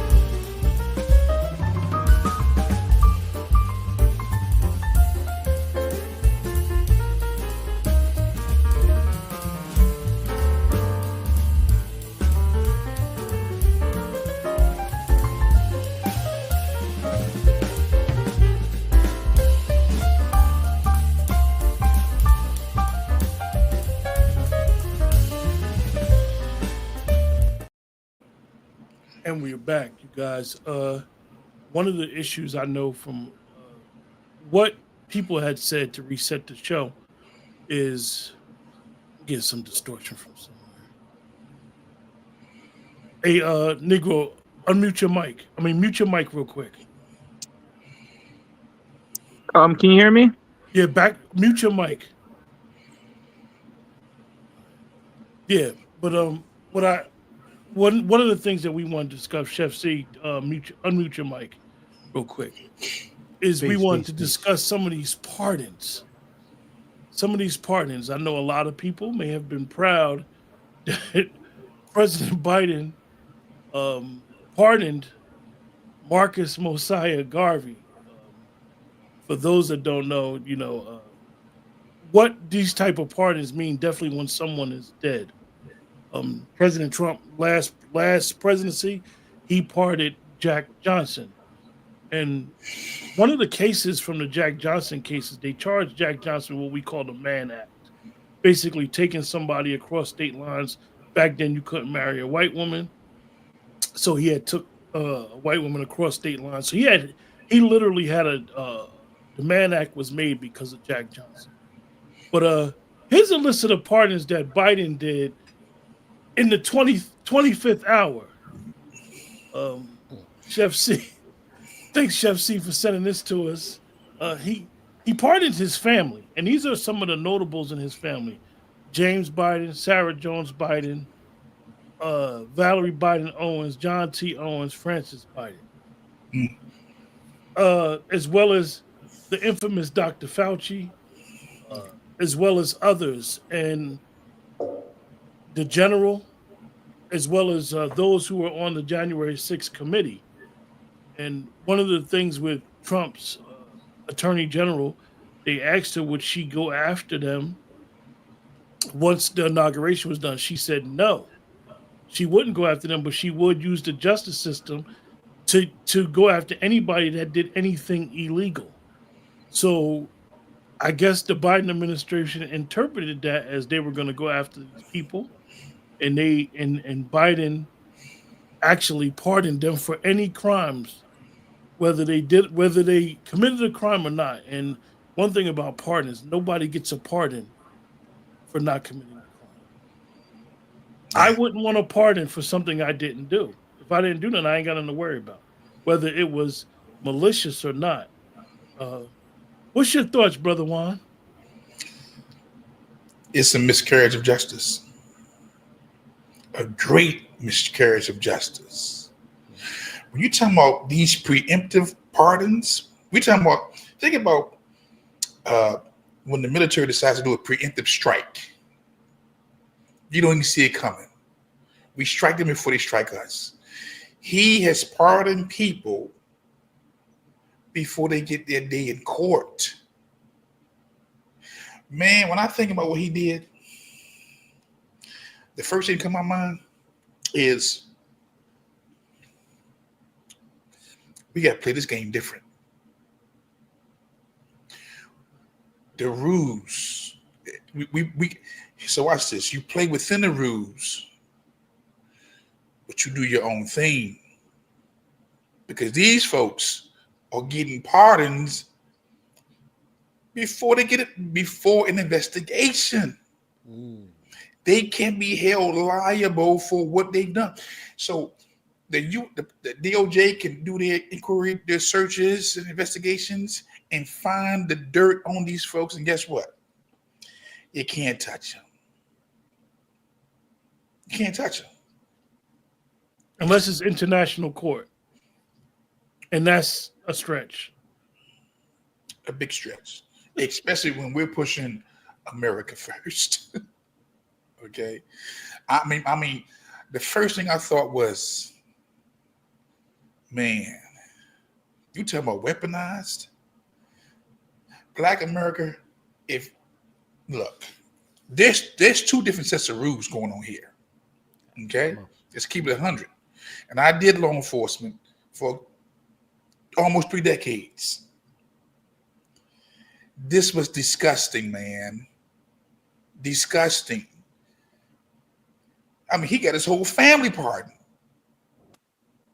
And the son-in-laws, the daughters-in-laws. You don't need a pardon unless you did something wrong. Okay? But he's doing this before you can find the evidence. I'm not on board with this, bro. And any of these folks who get behind this, okay. The pardons, as they say, is nasty work. It's what? It's nasty work. Yeah. It's nasty work. I think a lot of us may have not realized he pardoned them right before the inauguration, his family members. And he did Fauci yesterday. And I don't think people really understand the magnitude. They don't. Of pardon for crime. His son was one thing. His son was something that a father in that position may have done regardless. Your son did all this stuff. And as the president, that's still, quote unquote, an abuse of power. However, when you pardon all your family members, when you pardon Fauci, who's been accused, not just from the right, but it's bipartisan, been accused of a lot of crimes against humanity. For you to pardon Fauci. But not just Fauci. Folks who worked with Fauci. Not just, we're talking about the J6 committee and those administrators and those who did the research and all the senators and their staff. This is a miscarriage of justice. This is not good. Because you almost, and these folks knew they'd used this DOJ as a spear against Trump. And let me say before Dr. Short goes, that this man pardoned 2,000 crack dealers. And just to give you guys some example of crack. They were friends Crack, to Hunter. yeah, crack. If you get caught, I'll just use DC. You get caught with crack in DC, where in the other states it may be a state crime. You get caught with crack in DC, there's no such thing as state. It automatically go to the feds. So, for lack of better words, when you pardon 2,000 crack dealers, it's not a big deal. It's a big deal for their families. They got them. They home. They might be B1. They might be us. However, it's not a big deal. Dr. Short, you want to talk about these pardons? Definitely to our buddy Tony Fauci. Well, look, I told y'all Biden was dirty. I told you Biden was nasty. He's vile. He's degenerate. I don't like him. I told you he assaulted me about 20, 22, 20, 23 years ago. He's a racist. He's just the worst person. Just absolutely a terrible human being. That's what I told you about Biden. I believe Biden had his first wife killed and the daughter who probably said, "Daddy touched me," and the wife was upset that he sacrificed those two to cover up for the fact that he's a pervert, a predator, a wicked, vile man. Hell isn't hot enough to burn him as far as I'm concerned. That's just my general feeling about him. Now, in relationship to the pardons, the reason that Biden ran was he realized that he needed to stay in office to protect the criminal empire that is his family. Mm-hmm. That's what this was all about. And that's what him staying in office is for, because the crimes we know about Biden is one thing. The people that have backed Biden that are committing crimes, like the people that are poisoning the food that's making everybody sick and all this other stuff, we don't know 1% of the evil of these deep state people who've been trying to destroy Trump, what they've done. We don't have an idea. The public would be enraged. The public probably would go out and start hurting people. They would start doing some what Mangione action would be happening all over the country. People knew what these people have done to this republic that we live in. So Biden, I expected him to do this. Biden is dirty. Biden is filthy. I mean, his wife, I believe, procures children for him. I mean, no decent woman would stay with the man that was pawing other people's children. No decent woman.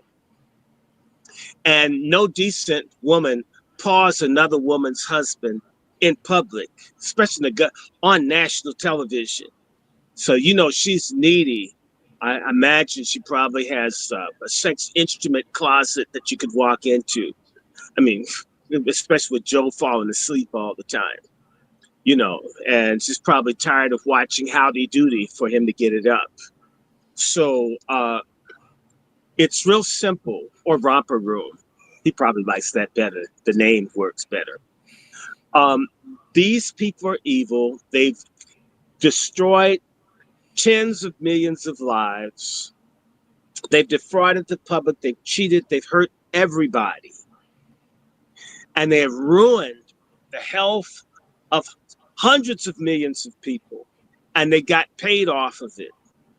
And these people couldn't handle the scrutiny of daylight if it ever were presented. But because the political system that they had rigged and stacked allowed them to commit this genocide, fraud, and treason all at one time. Biden is like a whole bunch of folks. Feels he wants to get away with the crime. And let's just talk about this openly. Part of American exceptionalism for the elite white people is to have it both ways at one time. That you could rape and beat, enslave people and go to church and be the pastor or the deacon. and be holy and be in good standing. I could live as Satan and be a saint at the same time. What Biden has attempted to do is, although he has been a political, legislative thug and bigot for 50 years, is going to try to have a legacy where he's a consequential president, which he most certainly is not, and have a library and get money. You see, if he lets people get screwed, his library won't get built like Obama's library. Ofaga's library hasn't been completed. I hope it never gets done. And, you know, if I were a more indecent person and I went to Chicago, I may want to take a dump on the construction grounds. However, I won't do that. I was brought up better. This man is trying to make certain that his legacy for all the papers that are in his garage in Delaware and everywhere else, that they can get the money. And so he wants to look clean. This record, see, a lot of people don't care one way or the other about politics, but they may give. But if you have this shitty, dirty, nasty, creepy legacy, people will not give money to your library. So it stands. I mean, let's think about it. The presidential library is basically the white man's version of a pyramid. And he's trying to get his pyramid together. I hope it fails. Hey, Dr. Short, do you think a lot of us understand the impact of the havoc that this man has done as a lawmaker for 40 years? Prior to his presidency, do you think a lot of us really, truly understand that he has been behind every crime bill for the last 40 years? I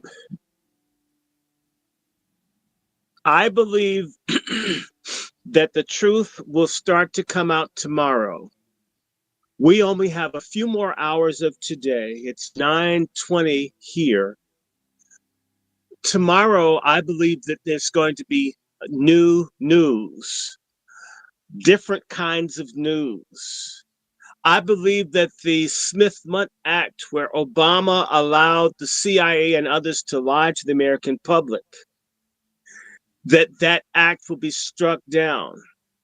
I believe that Trump, who's been a victim of this, and perhaps this is the benefit of him being pilloried, sort of like a political Jesus on the cross of the damn deep state, that Trump may take a personal interest in the reportage of news to the American public like no other president in our history.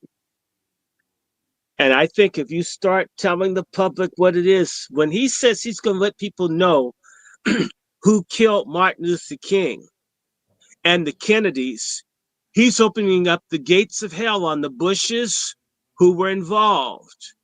He's exposing all of his enemies without having to do it that way, because they've got, if they're dead, they have living family members who are part of the deep state, who are part of those assassinations and the attempted assassinations on himself.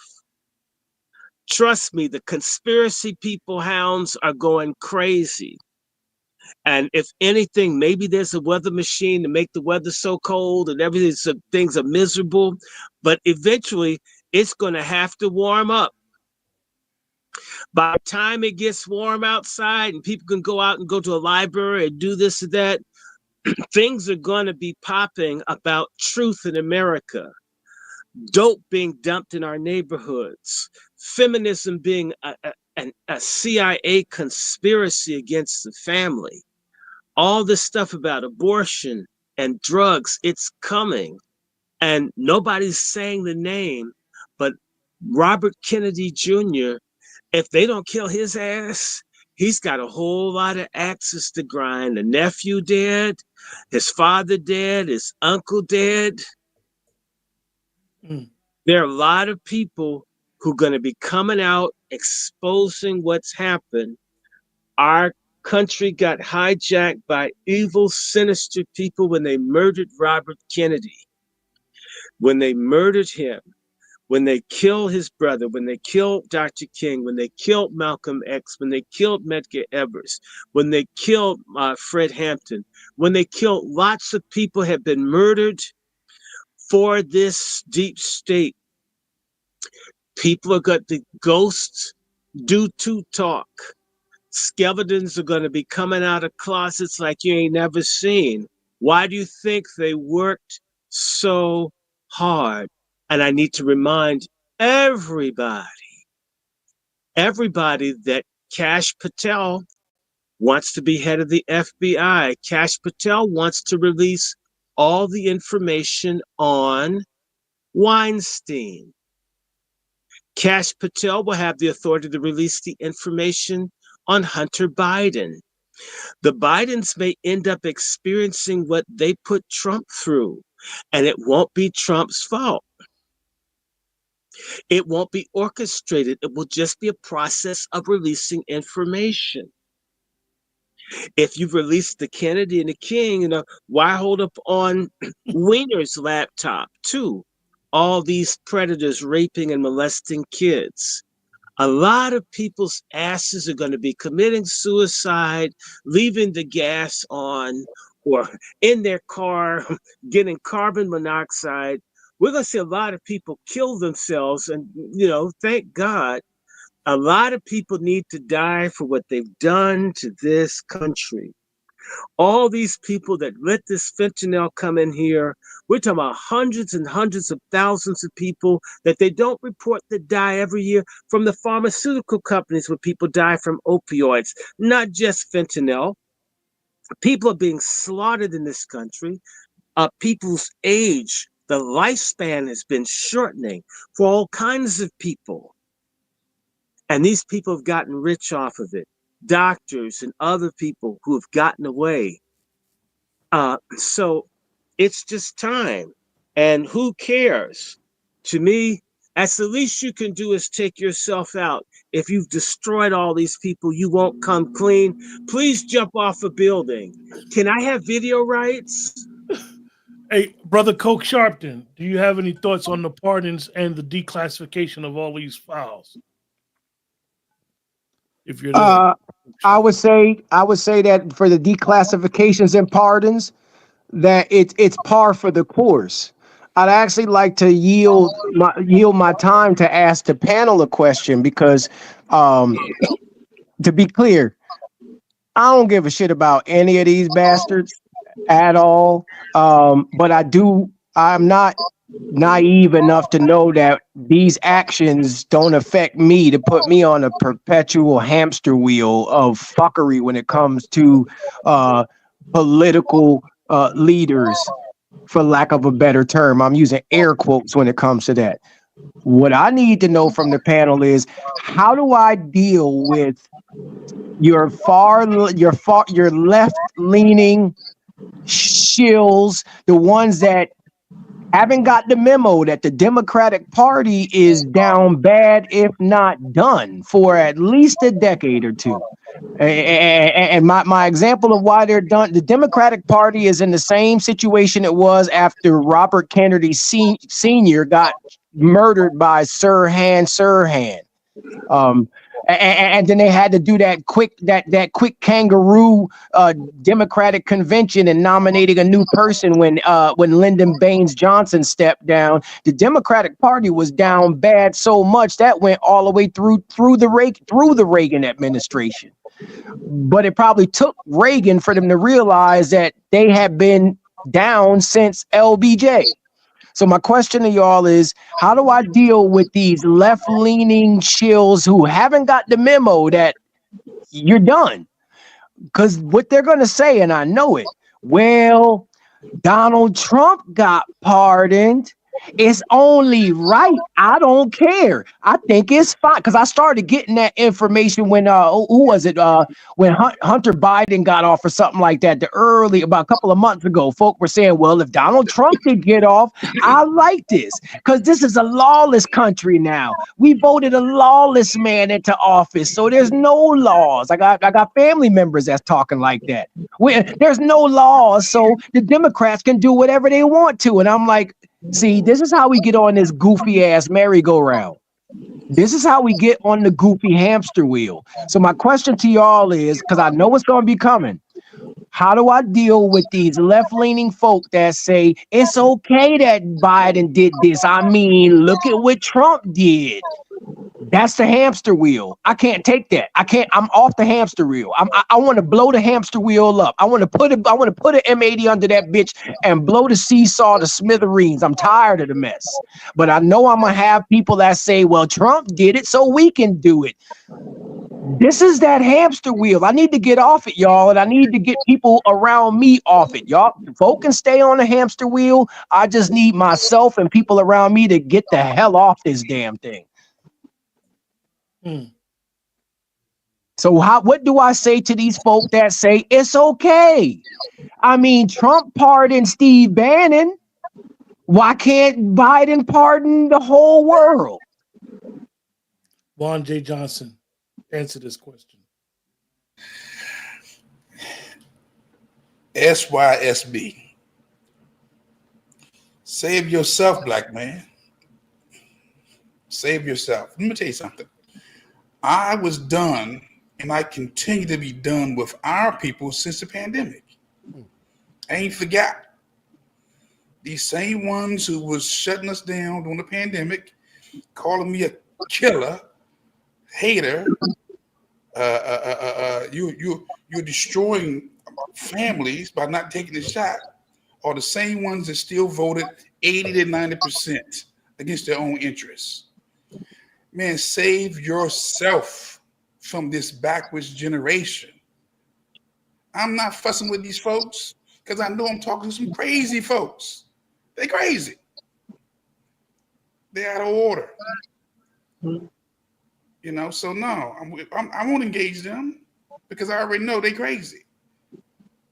You know, like I said, 80% of them today didn't even watch the inaugural service today. In protests. Man, look. Chef C. Chef C, do you got something to add to that? How we gonna deal with these caucuses? This is a sick Negro. Listen. Okay. I gotta listen. There are we got Wolf on a job, okay? And there's a lot of carcasses, overdue carcasses, that require stepping over and maybe on as we continue to move forward. But I will tell you this: there's going to always be people that you are not supposed to slow the train down for because they refuse to leave the plantation. Okay? Don't slow the train down. Harriet Tubman been telling everybody what she was supposed to do. A lot of folks been saying this, and ultimately, you know, we are seeing more of the same, and we're seeing LBJ's curse having an everlasting effect, an impact on a population of folks. So, again, like I said earlier today, I didn't want to say it, but listen, Black girl magic per se, Black girl tragic. right? And her zaddy, the good old zaddy that she continues to love and worship, they are one and the same. That listen, everybody didn't get graped. Let me say this: everybody did not get graped. They was giving it up. They wanted to feel that thing. Okay? And it was planting seeds, and a lot of the folks that you're dealing with now, they are the bastard children and spawn of those jigaboos and winches who busted open for a little bit of Zaddy's juice at the big house. They wanted to get sprayed on. So again, we're looking at a situation where, listen, all your relatives didn't get snatched up. Grandma saw Zaddy and said, "Hey, come and get it, big fella. I'm a land." Brother Negro, are you still there? Yeah, I'm right here. One of my takes is that people were laughing at me on social media when I told them we need to be starting to build our own government. People talk about Dr. Nelly Fuller, right? One of the things he talks about is replacing the system of injustice with a system of justice, right? That's for us to do, honestly. And I really have lost complete faith in our system. And instead of me crying about it, I definitely see a lot more brothers and sisters want to take my route on that.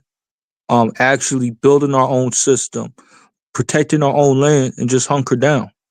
Embrace the storm. What's wrong with that, brother?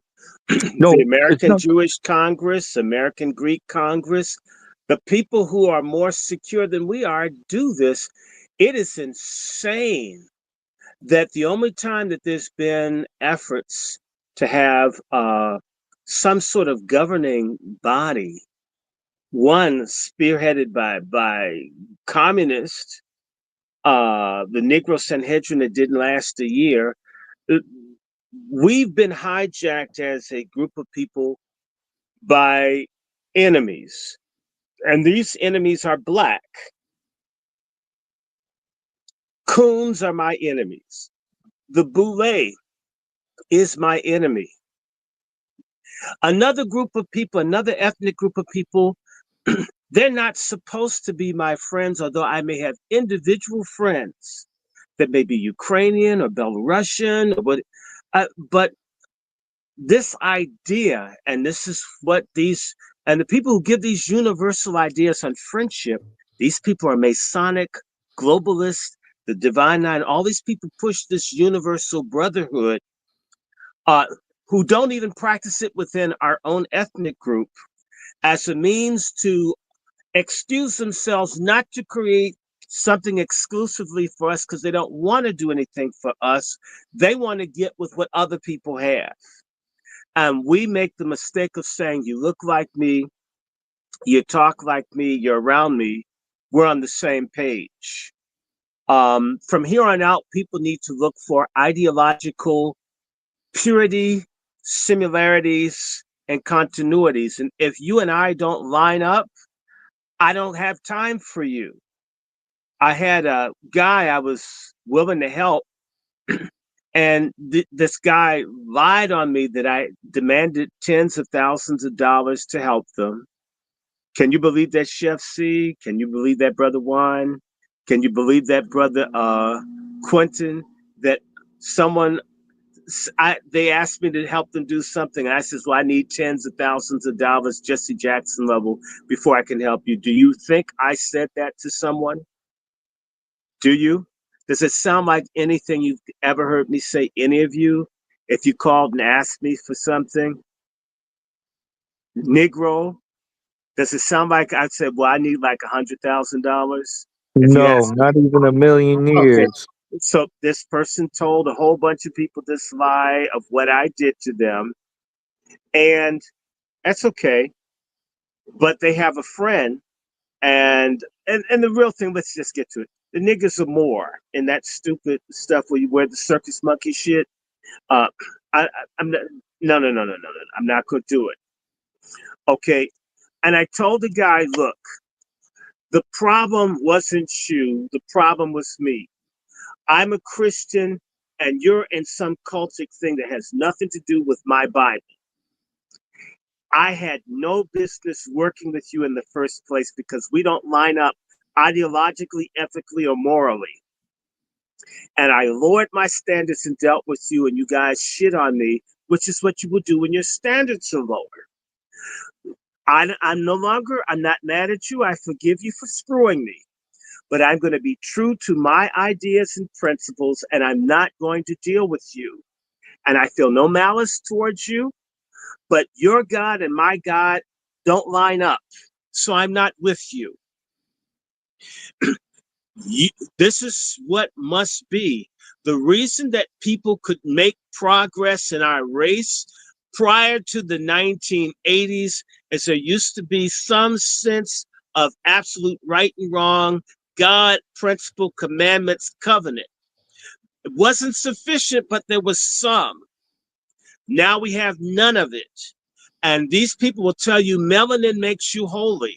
Oh, well, you're white people don't have melanin. White people are completely immoral. Well, what about the black person that's raping babies? And they'll say, well, they got that. That's contaminated. Bullshit.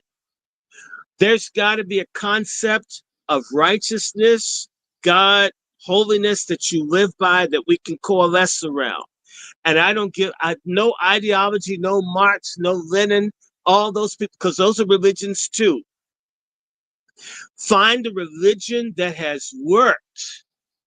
Find a belief system that had evidence of having worked.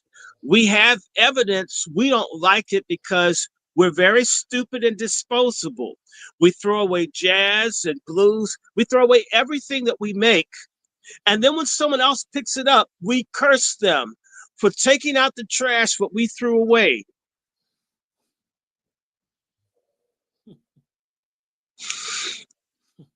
Yeah, I wanted to respond a little bit more about that because I got into it with somebody on a space, right? We were talking about the faiths, right? And I do agree with you. I noticed that Negro people who believe in Christianity, we're the only one that don't have a nation of our own. You could point to the Muslim faith, they have an NOI nation. You point to the Moorish temple, they got their own nation. Point to the Hebrew Israelites, they got their own nation. I could run through the list of all these religious sets, ideologies, and etc. Right? They have their own nation. They have almost their own government outside the United States government. Hell, they even got international pull. This is why I get so upset with some of the people in our community. Negro Christian people who believe in Christian, that are Black American, they have never came together to build a nation amongst themselves, and they are allowed outside people to interfere with the development of our people, so we could be a self-governing and an autonomy type of people. Because we haven't really practiced Christianity. We've been practicing slave Christianity via culture.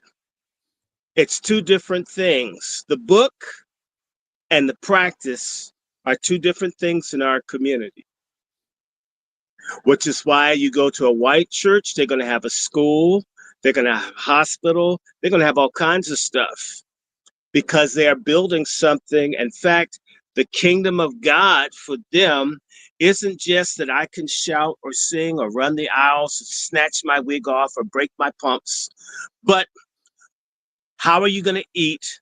Where are you going to live? Who's going to teach your kids? Where are you going to shop? What do you do? Understand that the slave religion was meant to simply give the slave a place to channel out rage and angst so they could go back to doing the work to build up the other people's nation. That is what we have.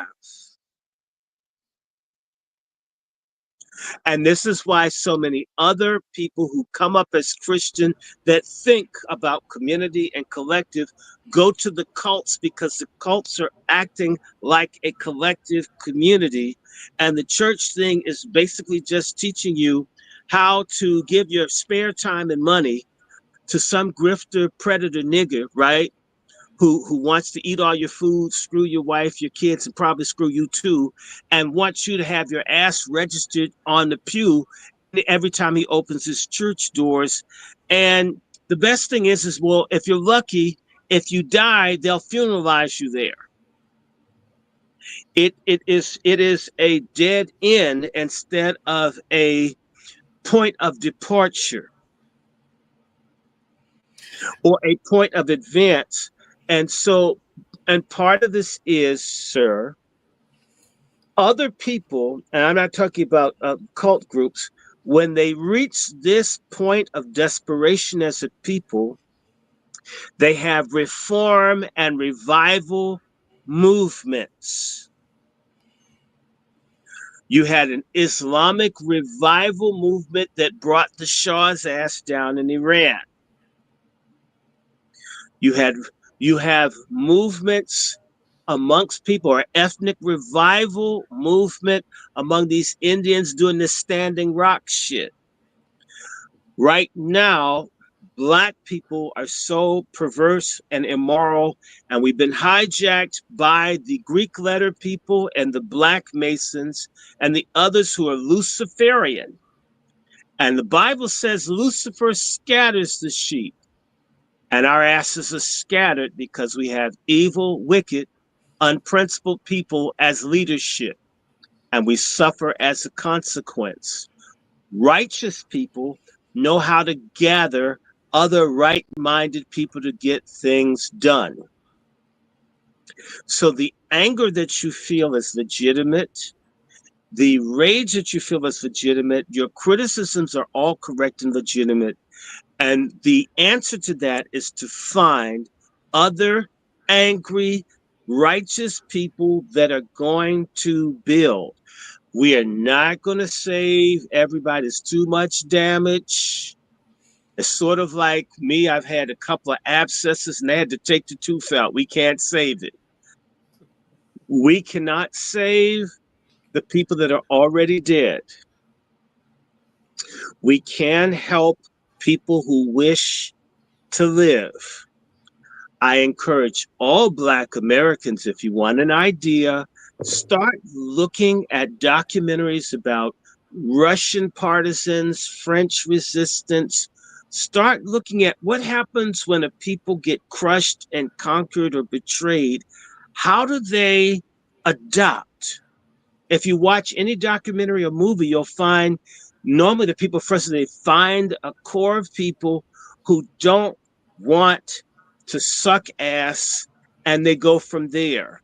We have had models in this country. We have the Seminoles in Florida and Georgia. We have the people in the Dismal Swamp in Virginia, North Carolina, of Black people said, we're not going to be slaves. And those are one that will leave their asses behind. I'll take my chances with the water moccasins and the alligators versus picking someone's tobacco and having my mama and all get raped.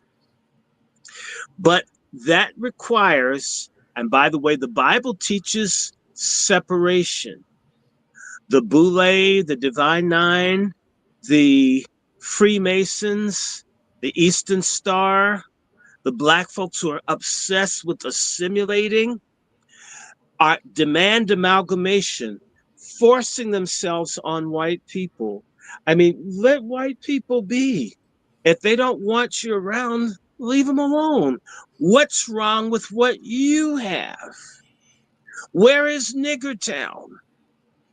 And if there is a nigger town, why is it bombed out? Why are you spending your money in Chinatown and not investing in nigger town where you are? And that's your fault, not the people in Chinatown. But this comes back to the heart and soul. It never leaves that. And as Jesus said, it is not what a man consumes. It's not what's outside or against us that contaminates us. It is what's within us. And we need to be separated from contaminated people, because being amongst contaminated people not only makes you sick, but it estranges you from God. I am healthy, healthier than a bunch of people I'm related to, because it separates myself from certain sorts of bullshit. I don't want to smoke phencyclidine or angel dust or love boat as we. I don't want to do that. I don't want to go to the basement and turn the lights out and find out who done it when the lights come on. I'm not interested. I like names that I can pronounce and write that are memorable for children. These people who think like we do must work together. We don't want everybody. I need to remind you that there used to be all black towns and they still exist. And in those all black towns out west, nobody talks about it. They used to have to hang the niggas that would violate the peace of the community.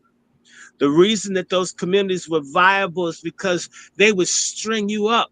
If you were doing crazy stuff, they would come see you with a bat squad or a gun squad come and get you. It used to be that there would be a group of black men that upheld order and rules. You put your hand on somebody's kids, what he look like, what street he's on. Oh, hey, chef, we got some, and go and deal and beat that person's ass out, run him out of town. What about your house? It's ours now. You fucked up. Get out of here. It said, well, it's my house. It says, move back in, we'll set it on fire. It used to be you did not allow certain things, but once it all became, oh, we're all black. Bullshit. Good black, righteous black, upright black, okay.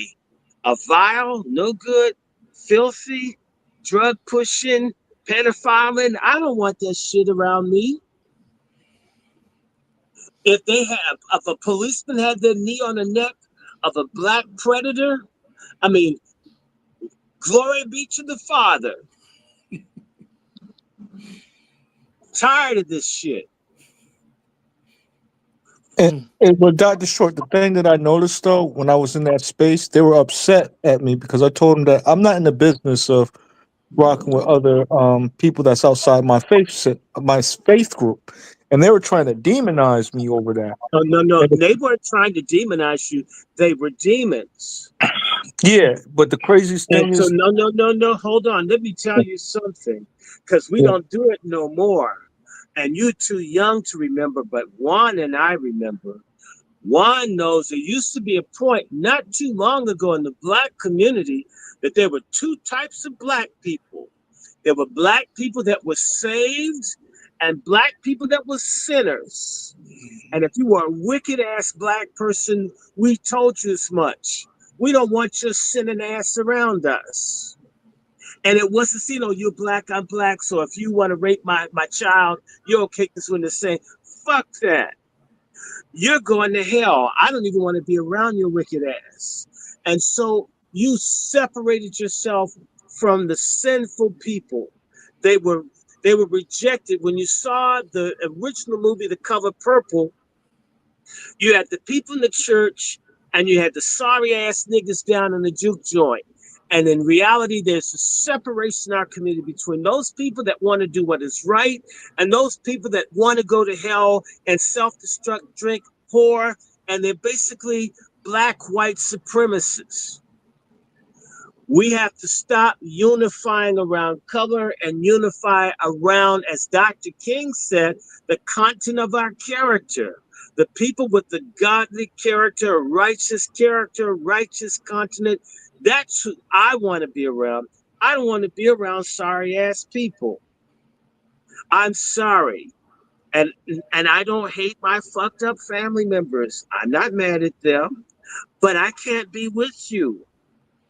I have people come to your house with drugs and shit. The police, they'll come and put us in jail, take our house because you sell dope.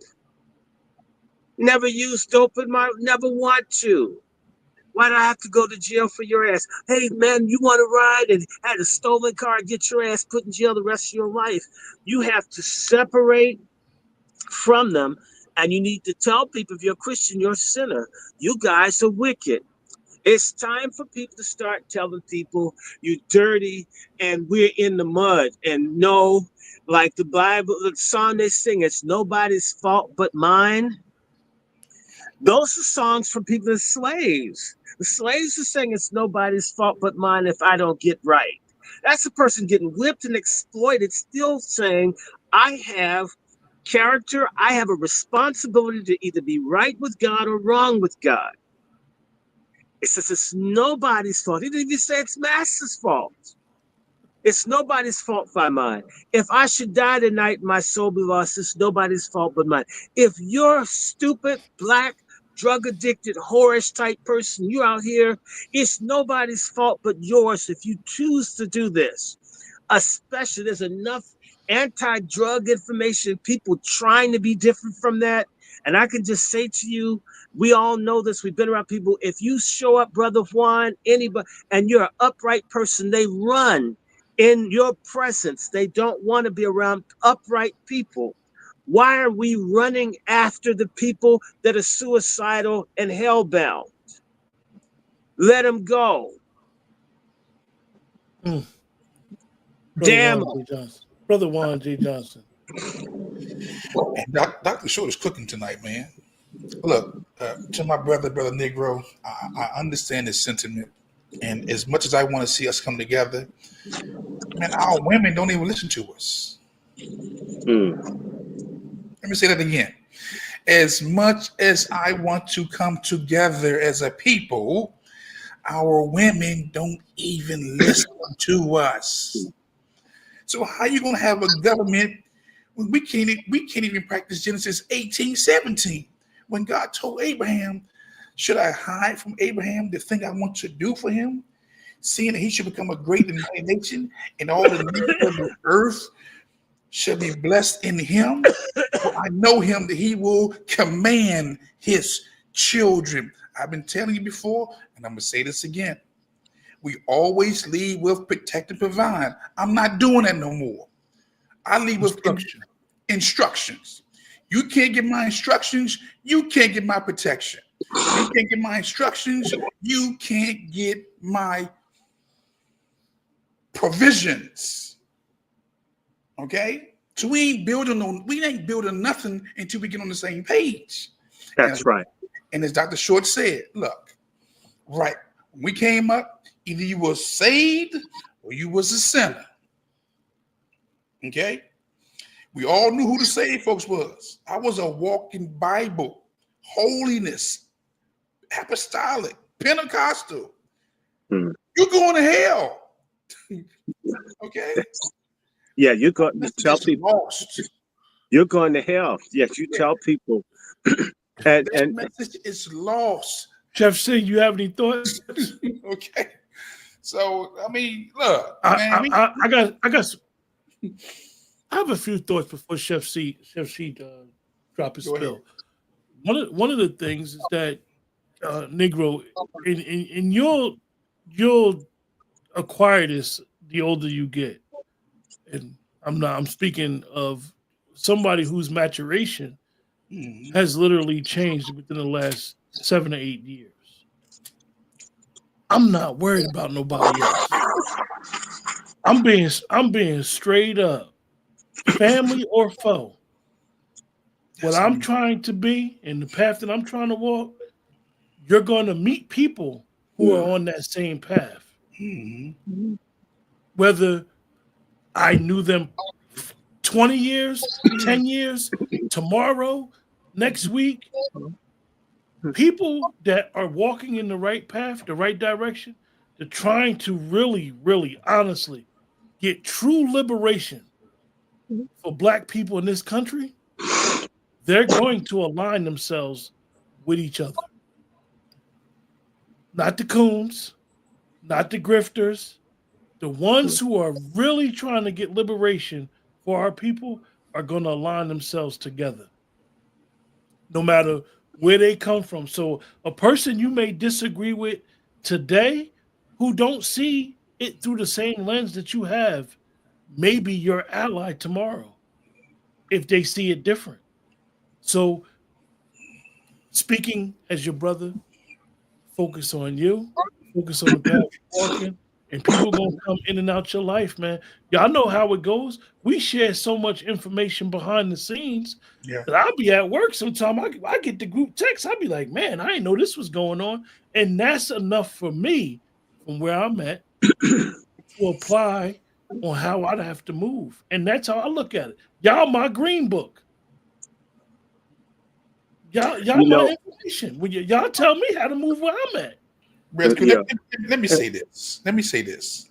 And I want to be very clear. You guys know what I do for a living. I train people how to kill. Let's keep it 100. Stop the threat means kill. I'm a firearm instructor who teach you how to stop the threat. Okay? I did almost 3 decades as a police officer. All right?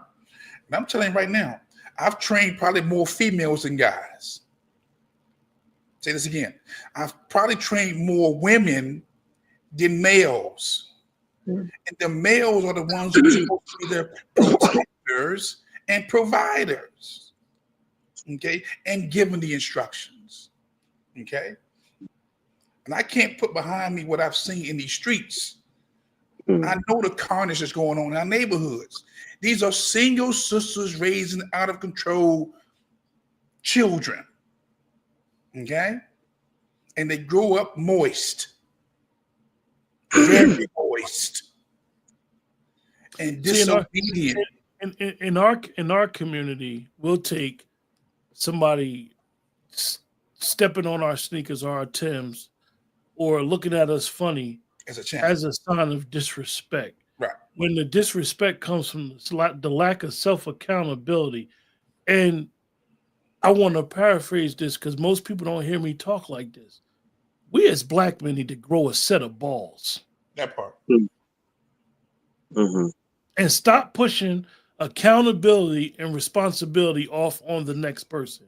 Grow a set and let your nuts hang. Or let something hang. We are not going to build nothing until we get in alignment with God. Right. We're trying to build without God. And that's why we got this recklessness going on out here. I mean, look. we have raised a group of people who do not like God.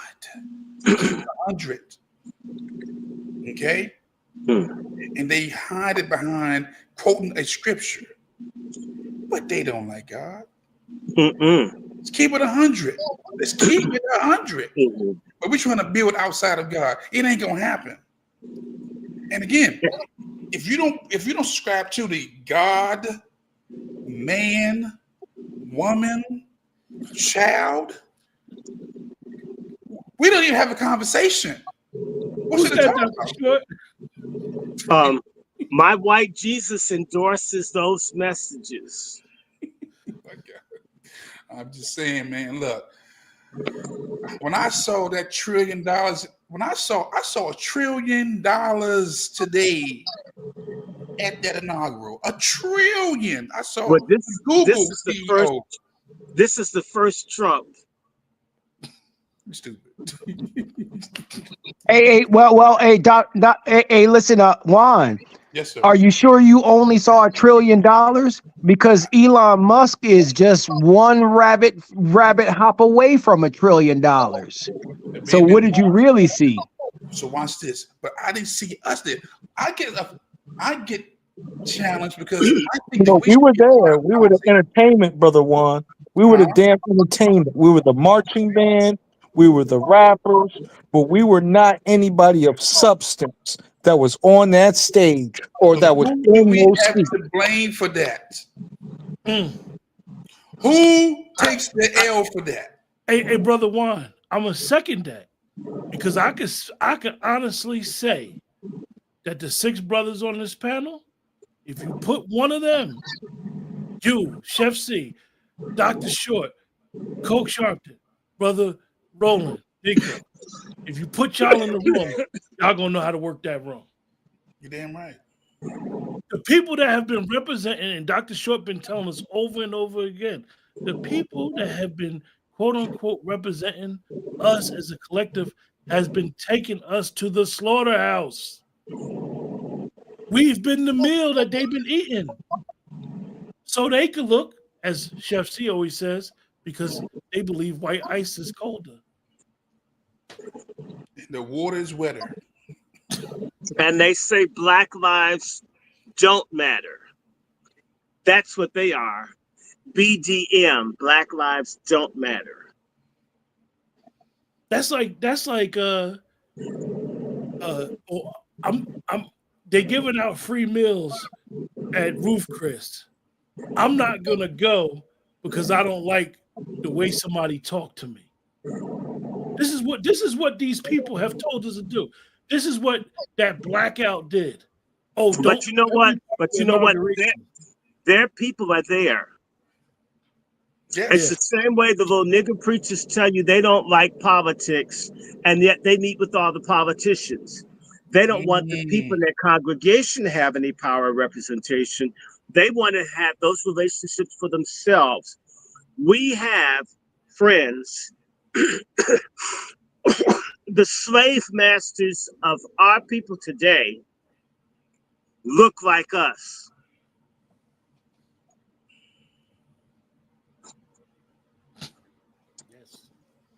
And this is something that blew my mind when I began to realize it. Once slavery ended, the pastors became the masters with the big house.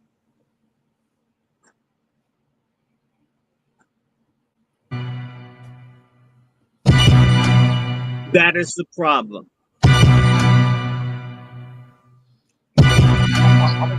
I think that, look, when we change our mind, we change our direction. We change our mind, we change everybody around us. We change your mind, you change your friends. We change your mind, you change your finances. And again, as Dr. Short says so eloquently, we can't save everybody. There's some folks gonna be left behind. We don't have the same values. What do we have? You know what? You know, at McDonald's, if some of the fries, if they cook too long, they throw them in the refuse bin. If the burger sits on the thing too long and no one picks it up, they put it in the bin. Come on, chef, you deal with food. You know how food sit on the light too long, sit on the steam thing too long. No matter how good it was when you initially put it on, you ain't gonna serve that to nobody. Or if you have food on the buffet, you throw it away because all the people breathed on it and folk could get sick eating it, even though it looks and it's edible, but someone could get sick eating it. Some stuff gets thrown out even if it's not so bad. We need to stop trying to save what isn't so bad and truly focus in on what is good. You know, there's a psychology, and I just want you to listen, Negro brother. There's a psychology of Black inferiority that all Blacks who have an inferiority mindset have. And that inferiority mindset is that I'm not going to reach up to where you are. You're going to have to be low where I am. I learned this as a teacher. I learned this from students in Tennessee. They would deliberately not learn what I was telling them, and I'd have to repeat myself 10, 20, 30 times, but it didn't make them smarter. They were actually making me stupid like them by not moving forward. They're pulling me down instead of me being able to pull them up. The most intelligent thing is to cut the damn line.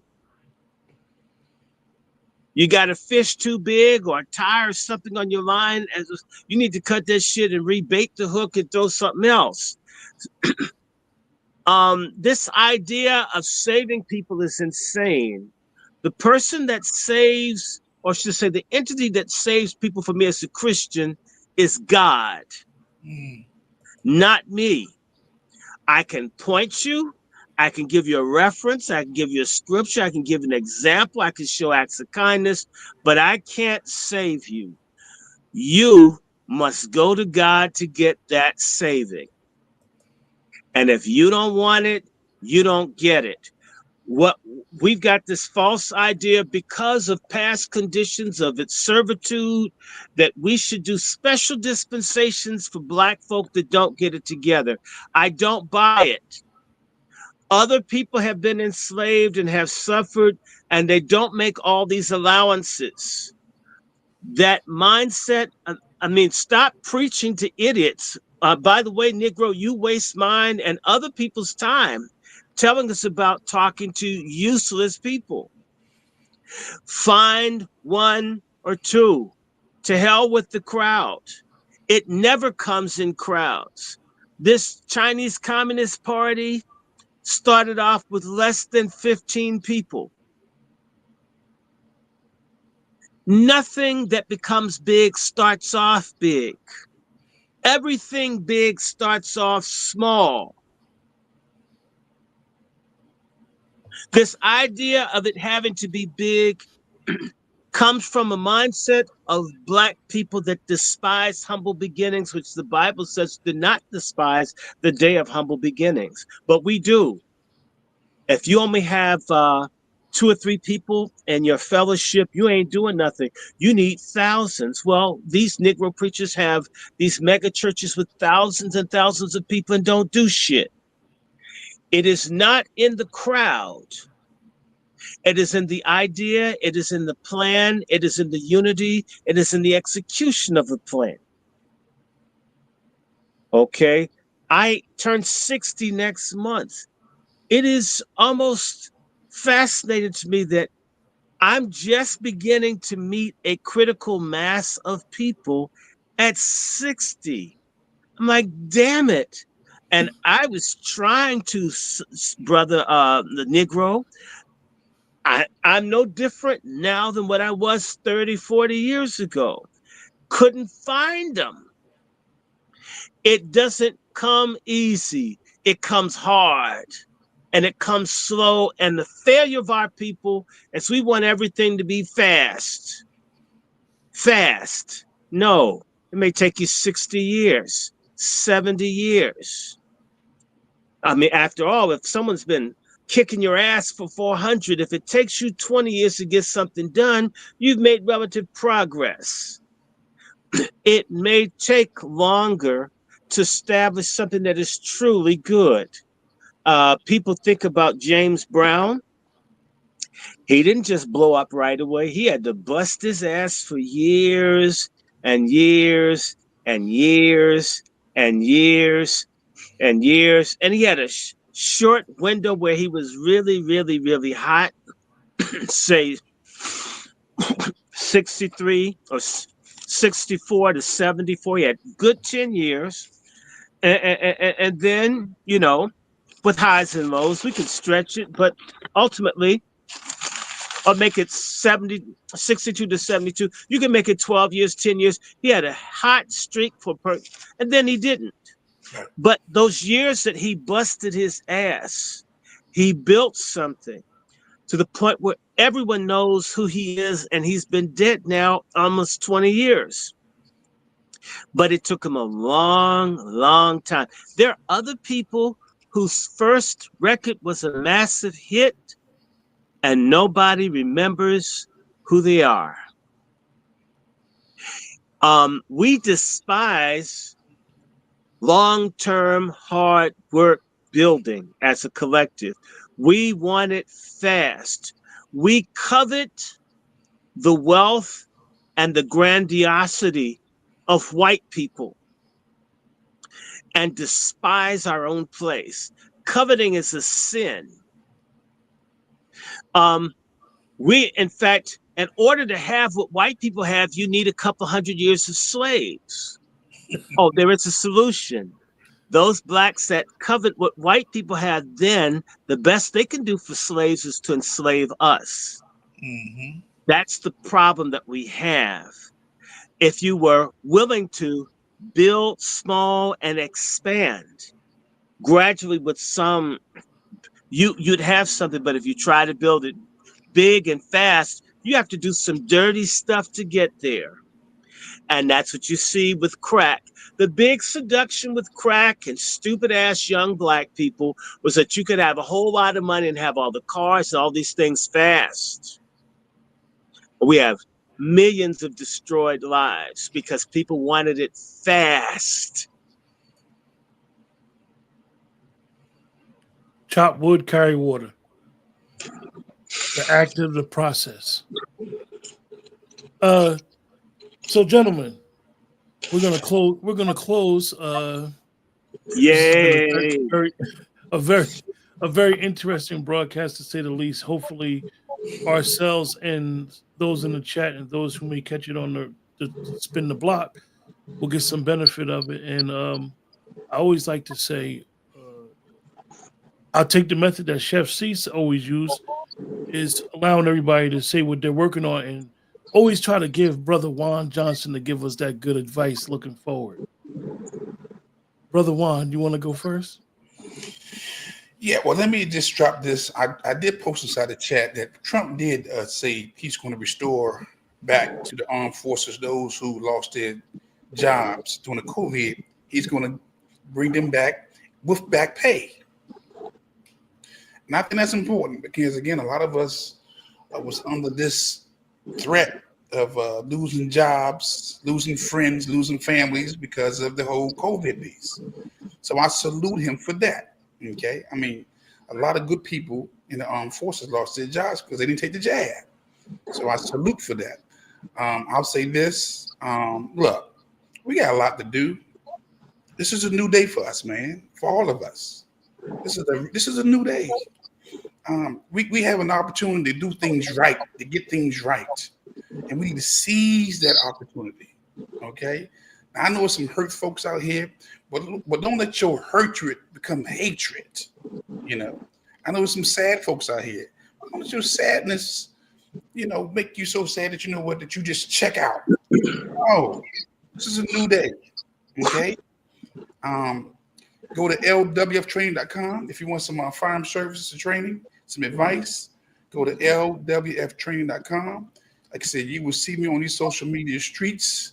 I'm gonna have to give with Chef C. You just got to make the donation every month to keep the on your neck going. We got to do that, okay? And I just salute every brother, whether seen or unseen on the broadcast. Brother Q for holding it down today. Brother Dr. Short, the brothers in the back, the Negro, Brother Roland, and Coke Shopton. Okay. I salute you guys because, again, having some good, solid brothers who are about that business is not easy to find these days.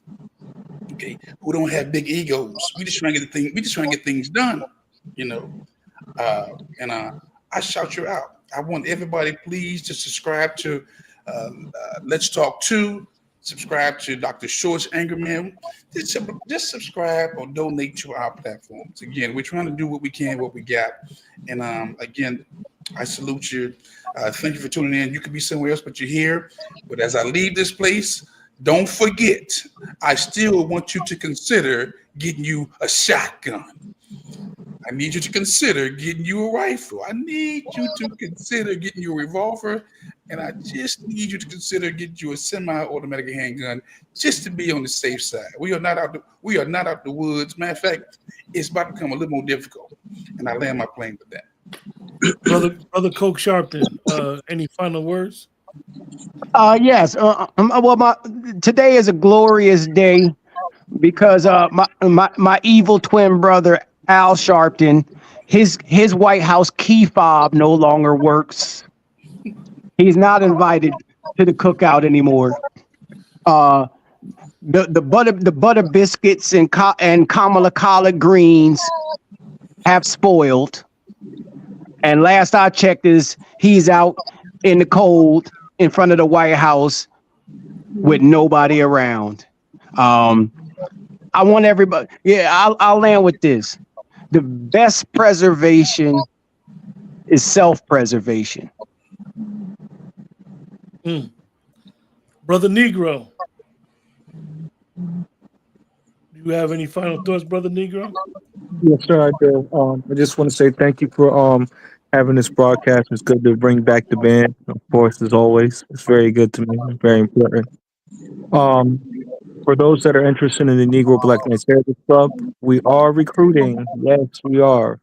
We are recruiting, slow but steady, and we don't want just anybody. We want the best and the brightest of our people who really understand what we're up against. Because there are a lot of things that are against us in the advancement of our people. Um, just don't be the other side of that situation. I want people that's on the right side of history. That's what it being a Negro Black Knight's about, being on the right side. And definitely being on the Lord's side, too. For real, for real. Thank you, guys. Dr. Short, would you like to go? Yeah, Dewan B and I will be doing a show tomorrow. I will be doing more Angry Black Men's Book Club things. We got some things figured out. I absolutely welcome you to subscribe to the channel. There are other things coming. It just needs to warm up here. It's God is cold, so I got a blanket. It's not a dress. People thought I had a dress, and I wouldn't wear a blue dress on a Trump inauguration day. It would have been a red one. Okay, so so just check us out. Thank you, Brother Dome, Brother Chef C, Brother Negro. He's basically like that. What's it? Robin. Robin's always trying to get in fights and shit. Like trying to keep him out of fighting. Like think more, fight less. And of course, Brother One. Always our protector and wisdom. And I want everybody to be safe. Be warm. Be careful. There's a strain of SARS out here. That's no joke. I had it. I think. And I mean, that thing crippled. I mean, you had pain. Like I prayed for like 4 hours for the pain to go away. It did. So yeah, God does work. Prayer works. I got to put a pitch in since black folks won't obey a black Jesus, a historical black Jesus. You can pray to the white one. Our ancestors did when they didn't know any better. Y'all, since we're stuck on stupid on so many other things, you can get stuck on white Jesus. Pray, change your life, turn things around. And white Jesus did us a lot better than this atheistical shit we're in up right now. So, prayer works. God still saves. Jesus saves.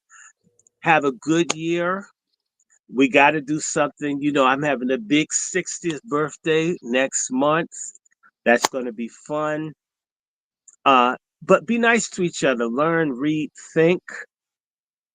And yeah, Chef C, I got to talk to you. So call me after the show and I'm out of here. Love everybody. Chef C. Peace. Listen, this was a phenomenal show.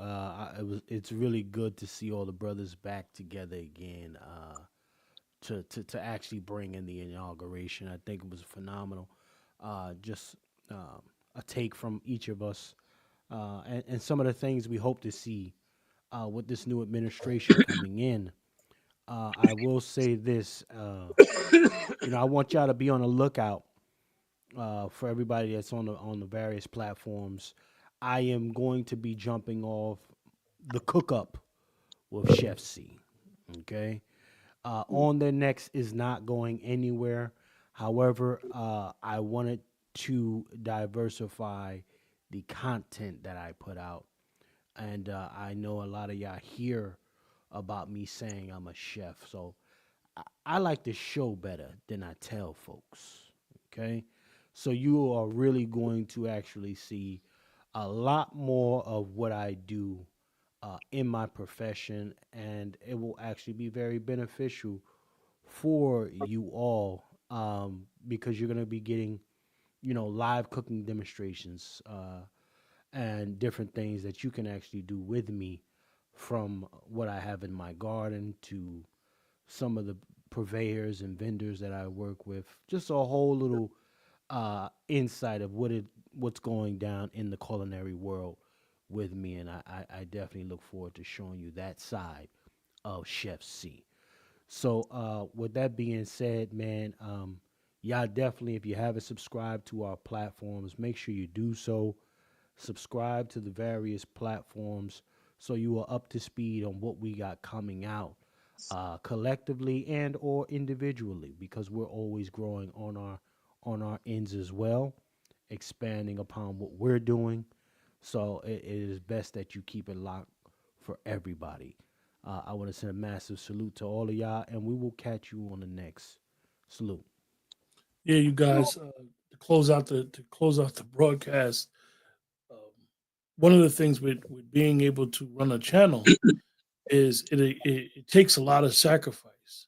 Sometimes the sacrifice is not just physical sacrifice. Sometimes the sacrifice is financial, and it's hard. So you'll see and hear brothers that say donate to their channel, and the reason why they donate to the channel is because the donating to their channel would allow them to be more accessible to all of us, to understand that these streaming services cost money.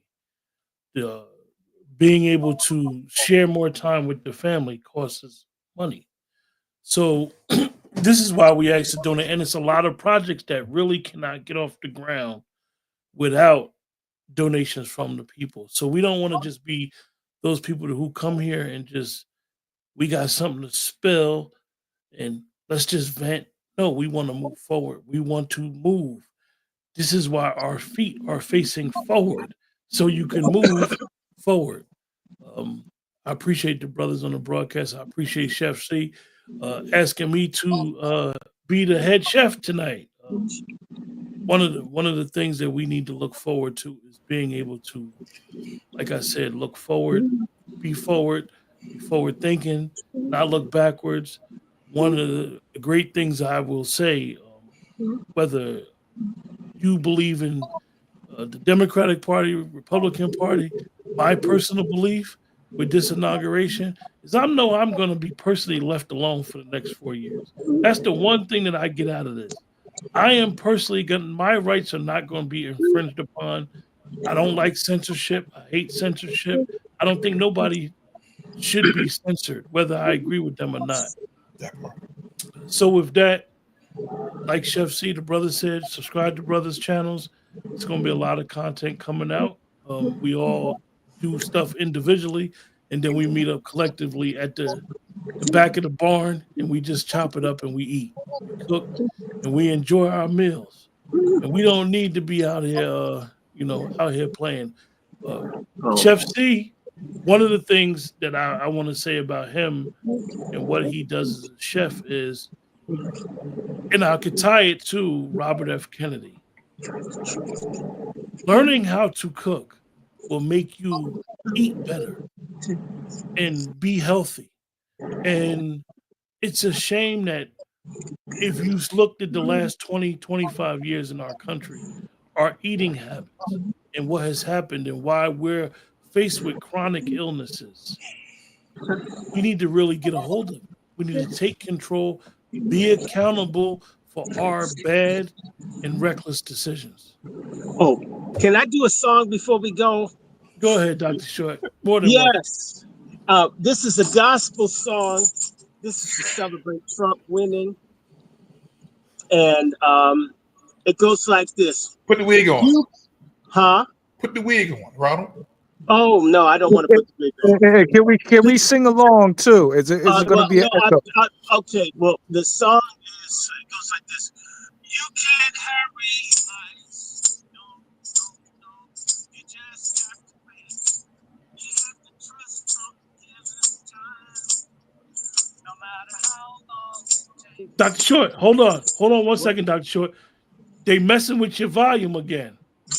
Oh yeah, that's there you go. Like now it's better. Okay, so I'll just do it without the thing. Okay, it goes. You can't hurry Trump. Oh, you just got to wait. You gotta trust ice and give it time, y'all. No matter how long it takes. Amen. Amen. It's a job you can't hurry. They'll get the scum out. Don't worry. Trump may not come when you want him, but he's right on time. He's right on time. You can't hurry, Trump. Oh, oh, no. You just gotta wait. You gotta trust him and give him time, child. No matter how long it takes. Well, you know, I swear can't be hurried. They'll be there. Don't you worry. I said ice may not come when you want it, but it's right on time. Get the bastards out of here.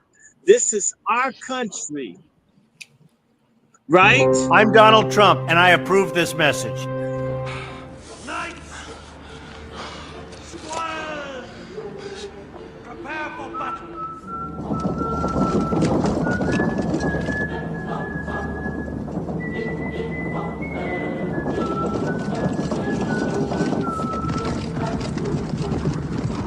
Hey, yo, lesson here, babe. Coming the king, best not miss.